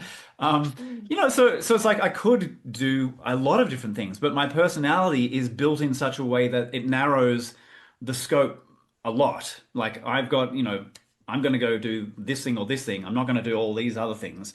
And that's not because some diabolical force is taking my, freedom or my options away. It's just I'm not interested in doing those other things because of the way that I'm built. So we have constraints, and astrologically, when you're born, that is another layer of like constraints, and it's. I'm not saying it's a cause and effect thing, but it is a map. Like you can map somebody's kind of general life arc numerologically or astrologically, and those are the constraints, if you like, the energetic constraints that exist at the moment that you come into the game to play the game. So, we have multiple levels and layers of these constraints that we are essentially volunteering to operate under while we're here.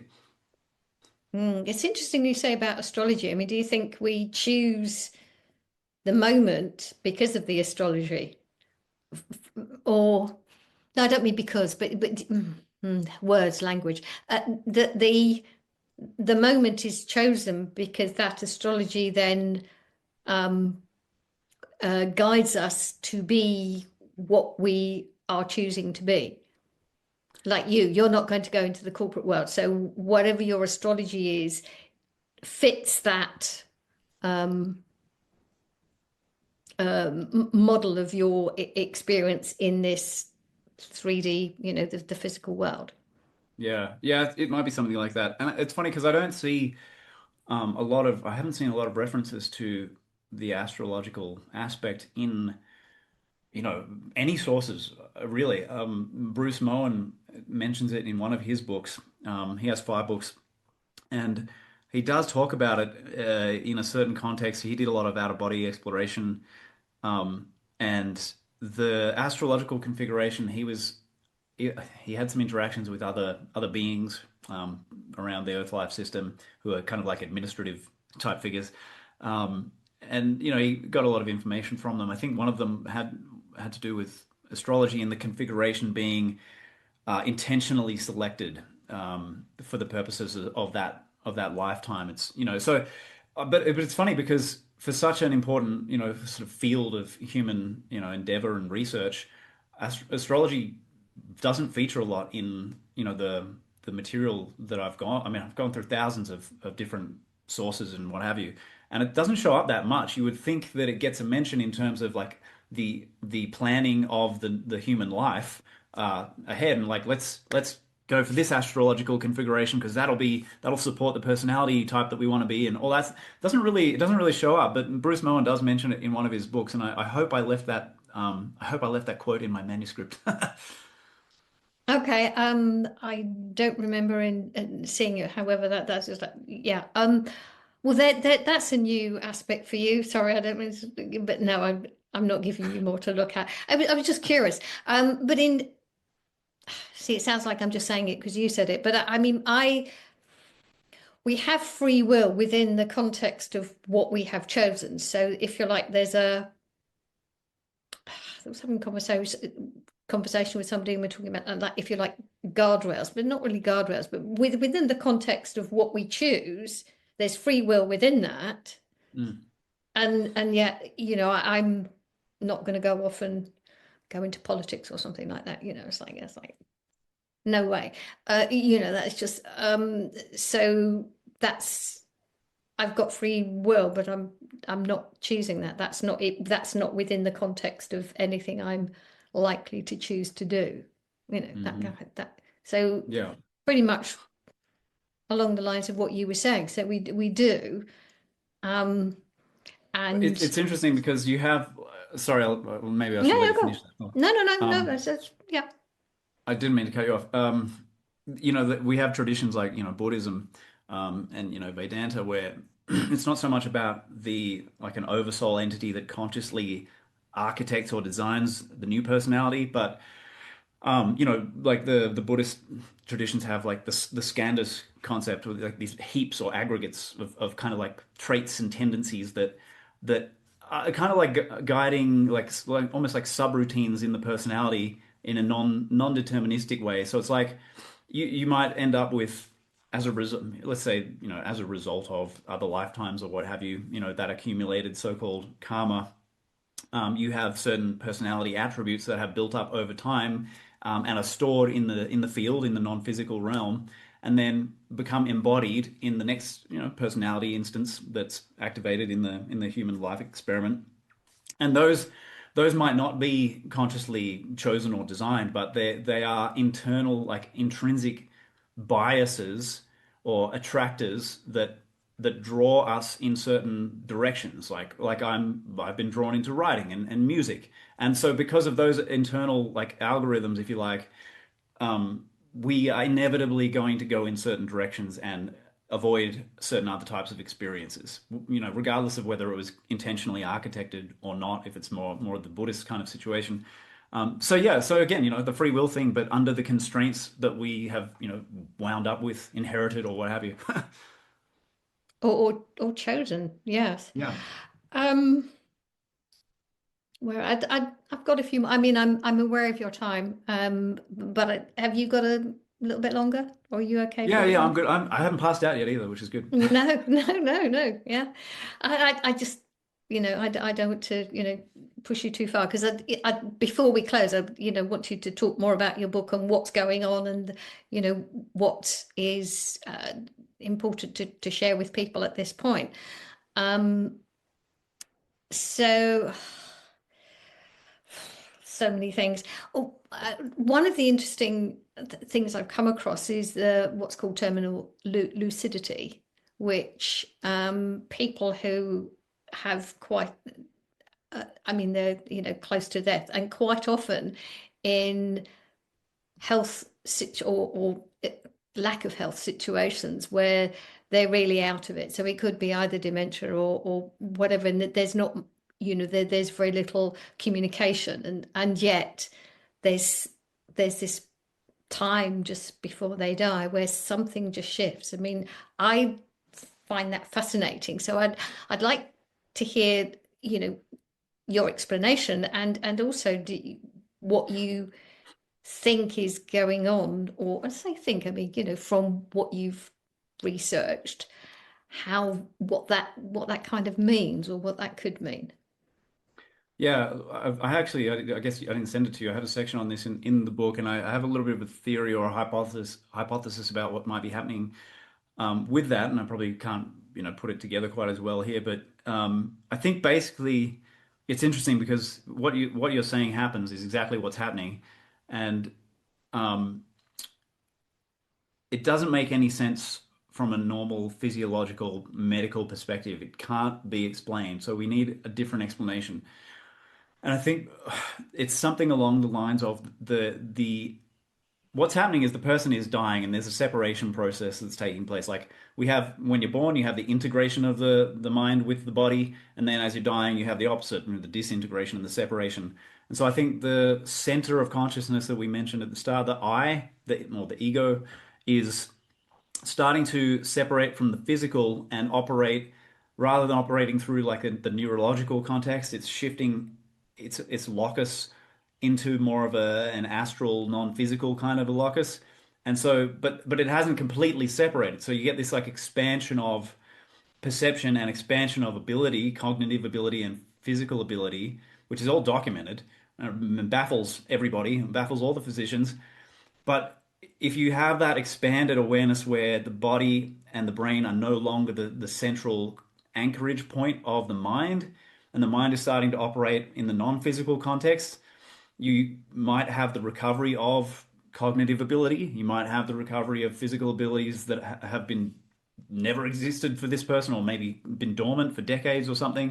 And you get this mysterious sudden resurgence and like vitality in their talking and their singing, and people just scratch their heads because it doesn't make sense from a dying brain point of view. That framework just doesn't work. So yeah, I've got those sorts of ideas around that.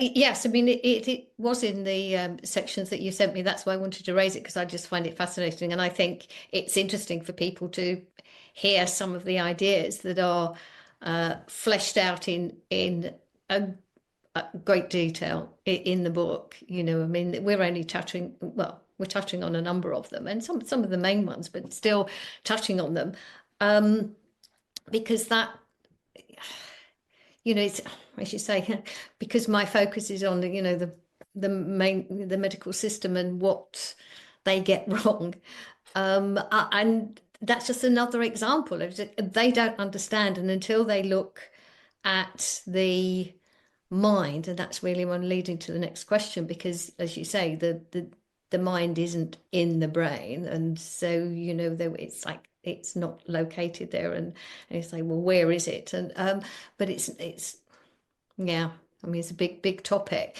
but it's certainly not in the brain, and yet they say that death is, with the sort of brain death, and that's a whole other story, because it's the person isn't necessarily dead when the brain's dead, so that's separate issue, but it's still that idea that there's something functioning that isn't, the brain isn't physical. So I don't know. I mean, I get for me, that sounds comforting that there's, something else is definitely going on.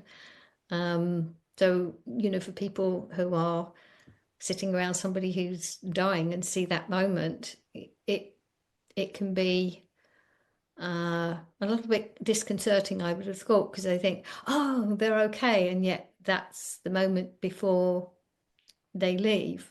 Um, um, I mean, I don't know if you want to go into shared death experiences as well, because then that's a within that similar. Did you have anything specific that you wanted to touch on that one? Well, just really to share what that is, for people who know nothing about this topic or know very little about it and what that means. Because again, there's a fear of death within our culture.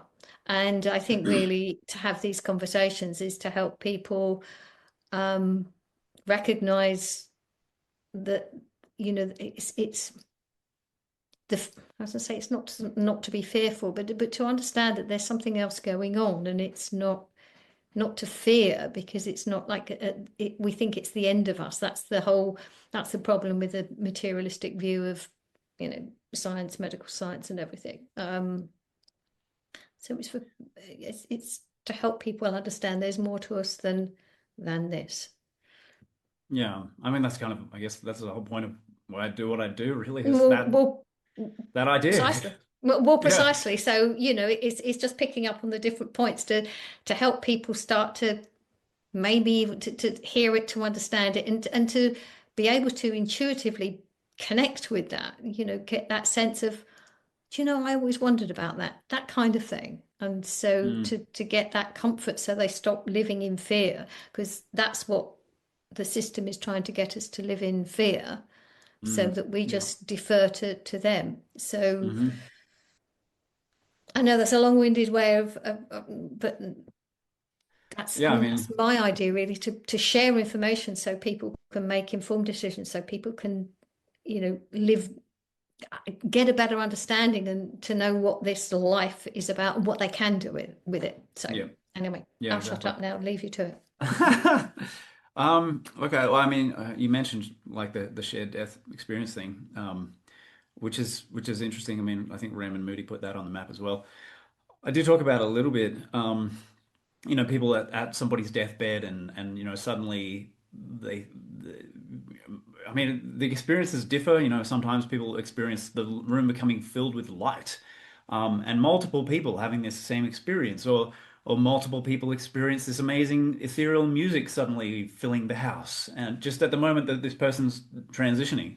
People are. I've got a couple of spectacular clairvoyant reports from a lady who watched people's, souls, if we can use that word, separate from the body and leave, and be escorted away by deceased family members who, like their deceased child who had died earlier, for example. And you read those descriptions, and they're quite stunning, and taken in terms of the larger tapestry and the larger framework, they're actually very convincing and very compelling. Um, so I mean, there are just so many angles that you can look at this from, and the key with all of it is, I mean, the key word there is shared. And whether it's an NDE or someone at the deathbed of somebody dying, or shared out of body experiences, dreams. I mean, that's really the kind of, that's the crux of it. That's actually the most important thing to me, is the shared aspect of any of the experiences, because as soon as you have shared experiences in consciousness, the materialist physicalist paradigm fails. As soon as you have shared experiences in the mind, separate from the body, like Michael Talbot shared a classic in the holographic universe, which I still remember. Somebody had been dead in, I think, in a hospital. That they'd temporarily died, had an NDE, gone into the light, had an experience on the other side, and then as they were coming back through the sort of tunnel type experience towards the body, someone they knew was going the opposite direction and having their own NDE. And they so they get back to their body and they recover. This other person is actually turns out to be somewhere else in the same hospital, if memory serves me correctly. They're in the same hospital also having a simultaneous NDE, but neither of the people are aware of each other being in the building. They don't know that they're, needing medical attention and they've gone to the same hospital or any of that stuff. But they get back to their bodies and they recover and they have a conversation and realize that they've actually had a literal shared NDE. And unless consciousness is non-local, how do you explain that? Like, it doesn't make sense unless consciousness is non-local. Totally. I mean, people who have the NDEs and they talk about what was going on in different rooms somewhere else, and the doctors, that can be verified. That has been verified. That those sorts of experiences, as you say, it can't possibly be the way we're told. So the materialistic, deterministic, reductionist view has to just go out the window. It just is not supported at all. No.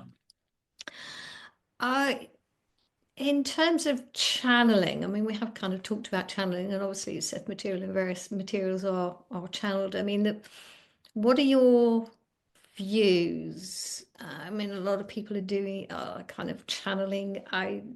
Where are you on that? And yeah, well, what are your views? Yeah, I think it's a bit of a mixed bag, that one. Um, Hmm. I don't think it's necessarily just one thing happening. Okay. Um, I know that the Theosophists, Blavatsky was particularly she viewed that whole concept with disdain, because to them the idea was that the if you like the ego or the soul had of the deceased had moved on into the post-mortem realm, the Devacanic realm, and from there, their view was that we would have to separate our consciousness and to go into the spirit world to have contact with them. They were not coming back to the physical realm to do channeling. So their view was what was being channeled was maybe a discarded astral body, like a discarded astral shell, becoming animated by the energy of the medium and the people attending, or potentially an elemental. Which is kind of an interesting concept in itself. So these sort of like we exist in this elemental essence, sort of this field that can be animated or animated or controlled to some extent by human thought and takes the form of human thoughts and is influenced by what we think. And so you get these sort of like elemental type creatures becoming the thing that's being channeled and posing. So it could be the discarded astral shell, or it could be the elemental entity thing posing as the living conscious soul of the person. But they thought that was all it was, and that they'd moved on. The deceased person's moved on. They're not coming back. Um, so that was their kind of perspective. I don't know that that's necessarily a open shut case like that. I think there are times where it certainly seems like there's some compelling evidence that some of these types of channeling events might be legitimate contacts. And if you look at general contact experiences with people coming back from the other side, then that kind of lends it a certain amount of credibility. Um, but one of the things with Blavatsky was she would constantly warn about the problem with most psychics and clairvoyants was they didn't have the capacity to distinguish or discern what the being was that they were actually letting speak through them, allowing to speak. So that's an interesting question in itself. So is it possible to make the distinction? I mean, how many people have that ability? I don't know. That's an open question to me. I mean, I used to sit in mediumship circles. I spent 2 years sitting in a mediumship development circle from the age of 20 to 22. And so I got to see a lot of really weird and interesting stuff. And some of it, I'm like, well, on the face of it, some of it might be legit. But I think a lot of when you're talking about channeling, it's different. It's like, okay, if you're talking about connecting with someone who's supposedly deceased and on the other side, that's a different thing to someone who's thinking that they're channeling, like Saint Germain or whatever. Like that realm, I don't hold that in particularly high regard at all, because a lot of what comes out of channelers in that space is just patent fluff and nonsense, and there's no discernment on the part of the channeler or the audience for that matter. So you have to kind of like distinguish, okay, what kind of channeling are we talking about here? Are we in a mediumship group to communicate with the dead? Are we channeling ascended masters or aliens? Like, because it's not the same, it's not necessarily the same thing. And a lot of channel material is just BS. I mean, a lot of it just doesn't make sense and is wrong. Well, again, because as I started right at the beginning, the material I came across, the Seth material. I mean, um, looking at it, critically, there you can see that a lot of the information was filtered through Jane Roberts' own belief systems, and that doesn't discredit everything that came through. So, it is that discernment piece, which of course, that's the name of the podcast. So, um, it is really, as you say, discerning and not just saying it's all nonsense or it's all right. It's being able to recognize, to see the message. And it's not cherry picking, it is actually to recognize where there's something that's useful in the Mm. information. I mean, with the body of the work, the set, I mean, it's like loads of it, and most of it was extra, unnecessary. The gems within it were, um, yeah, I mean, again, useful and but Mm. intuitive. But it's it's not. So, I mean, some people like really study it, and it seems to have come back. I've seen stuff on Facebook where they're really kind of getting back into the Seth material, and Uh, I think being stuck on something like that. So okay, that's useful, but use it as a stepping stone and keep going and keep opening and keep exploring. Um, yeah, yeah. but And I it's, think we should be able to sit in the question. Like I'm happy to sit in the question and say, I don't have all the answers, but there's some compelling material. mm, And a lot of the Seth material is quite high quality. mm, It's very coherent. mm, It's definitely superior to most of the channeled stuff I've seen. And it's not all the same. So like, and it annoys me that some people hold channeling or channeled material in such high regard as well, as if that's got to be just automatically the best information that we can come up with, which I don't agree with at all. Um, and which is why I don't have any desire to channel my books. I actually write, write and research, and operate very critically. So yeah, I mean, it's an interesting thing to sit in the question and look at what stands up to scrutiny, what makes sense, what can't we do anything with, what's clearly nonsense. I mean, yeah, it's that's going to be an ongoing process. I don't think we're going to have a clean answer to like the channeling because there's multiple different types and styles and whatever. So yeah, that's also one of the reasons I don't focus on it in my book. I had in chapter one, I actually had a chapter one that was like 40,000 words, and I got rid of it, the whole thing, because it was largely like one foot in this realm, and it was like, okay, communication from the other side, all the different types and modes of that. What does it look like? EVP, all that sort of stuff.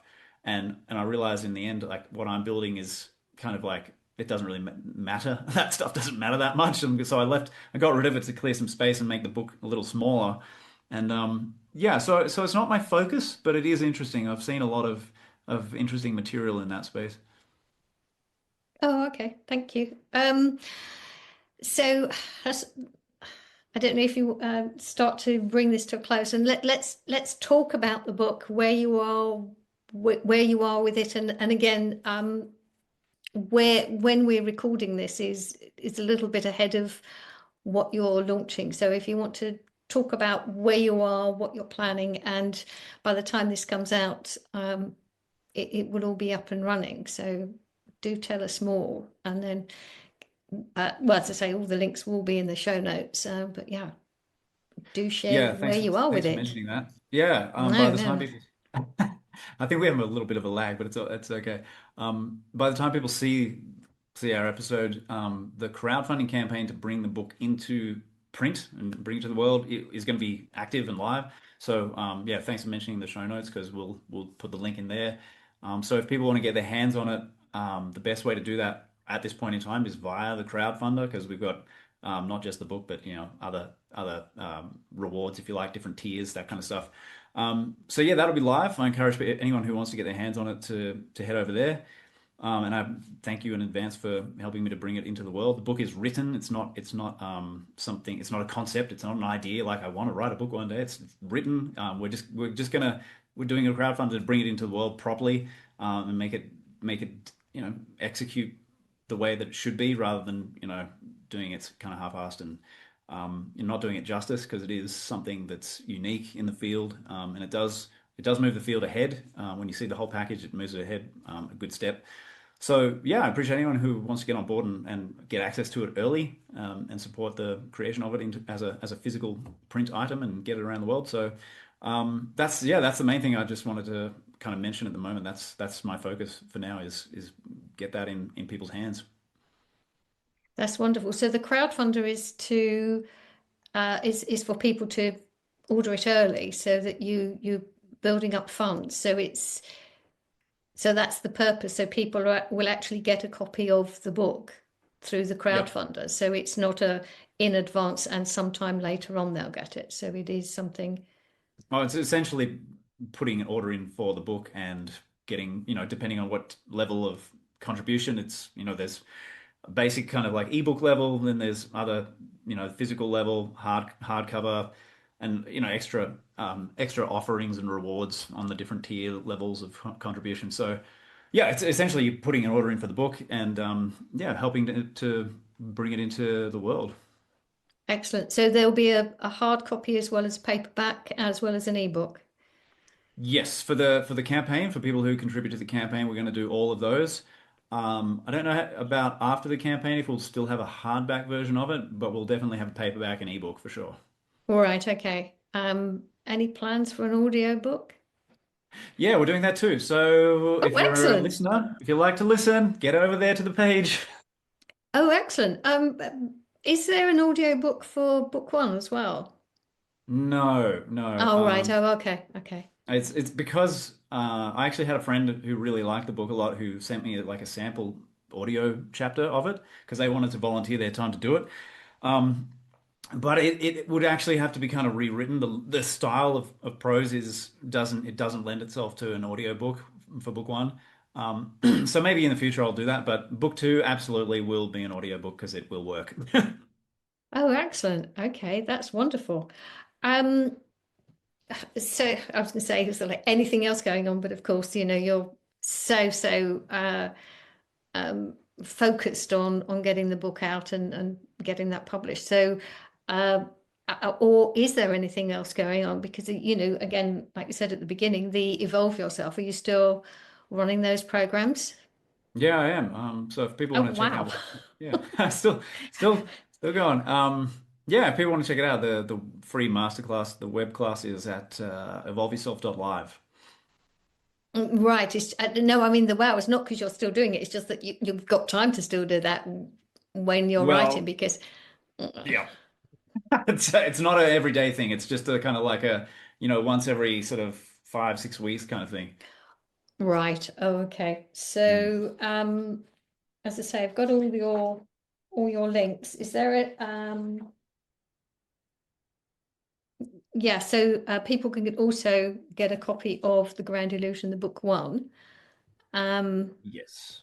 yes. Yes, So that's it all. So my website, just in case people want to go book one, that's brendandmurphy.com. And if you add /TGI, that'll take you straight to that book page. I've got that But link. Yes, that'll be there. thank you for that. I appreciate that. And yeah, book two is going to be the crowdfunding campaign link. That's the only way it's available right now is through that.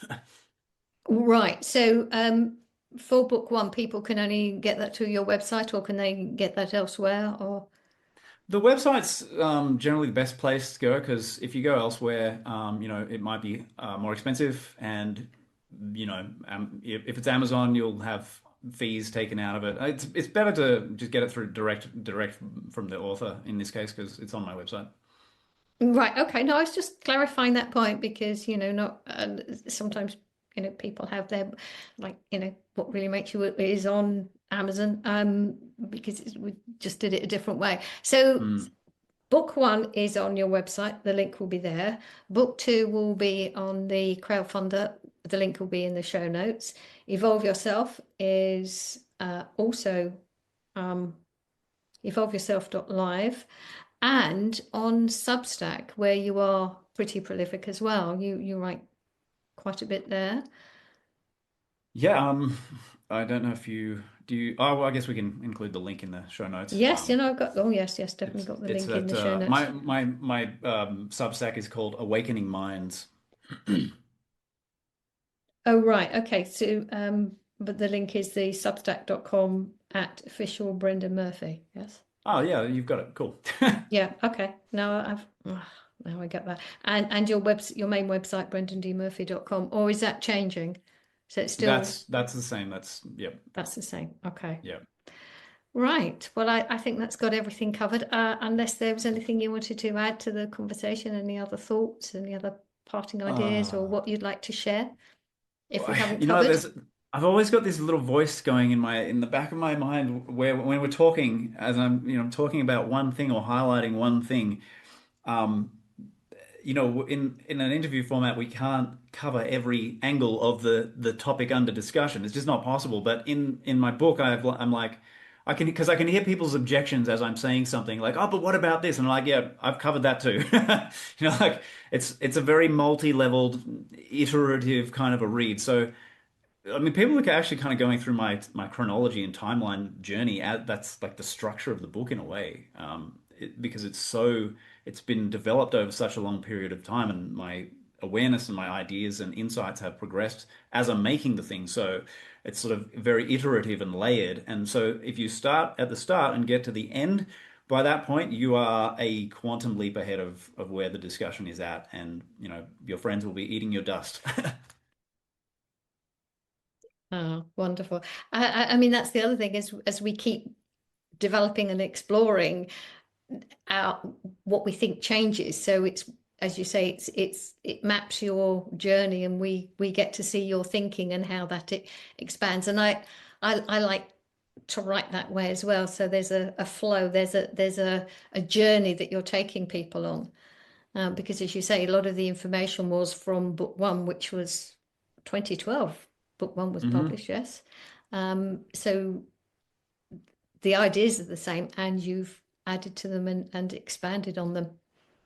Well, yeah, I mean, my best insights and the things that I've, realized have really been happening in the last, six six months, I would say, because of the distillation and the crystallization happening, as you when you I mean you would know, like when you work on something for so long and that's where your focus is for so long, you start to have ideas that people haven't had. You start to connect things in ways that people haven't done it before. And so that process is like the back end of the book actually concentrates a lot of that, like the distillation and the new framework and the insights that actually people could look at and then go, oh, well, I'll take that idea in chapter 9 and go back to chapter 3 and apply that and see how things look if I use that lens. That like that could be done, because of the way that it's been put together. But yeah, I've just the more I sit with it, the more things crystallize, and I'm pretty pumped about the result of what's in there now. Yeah. Very exciting. Can't wait to get my own copy. So looking forward to that.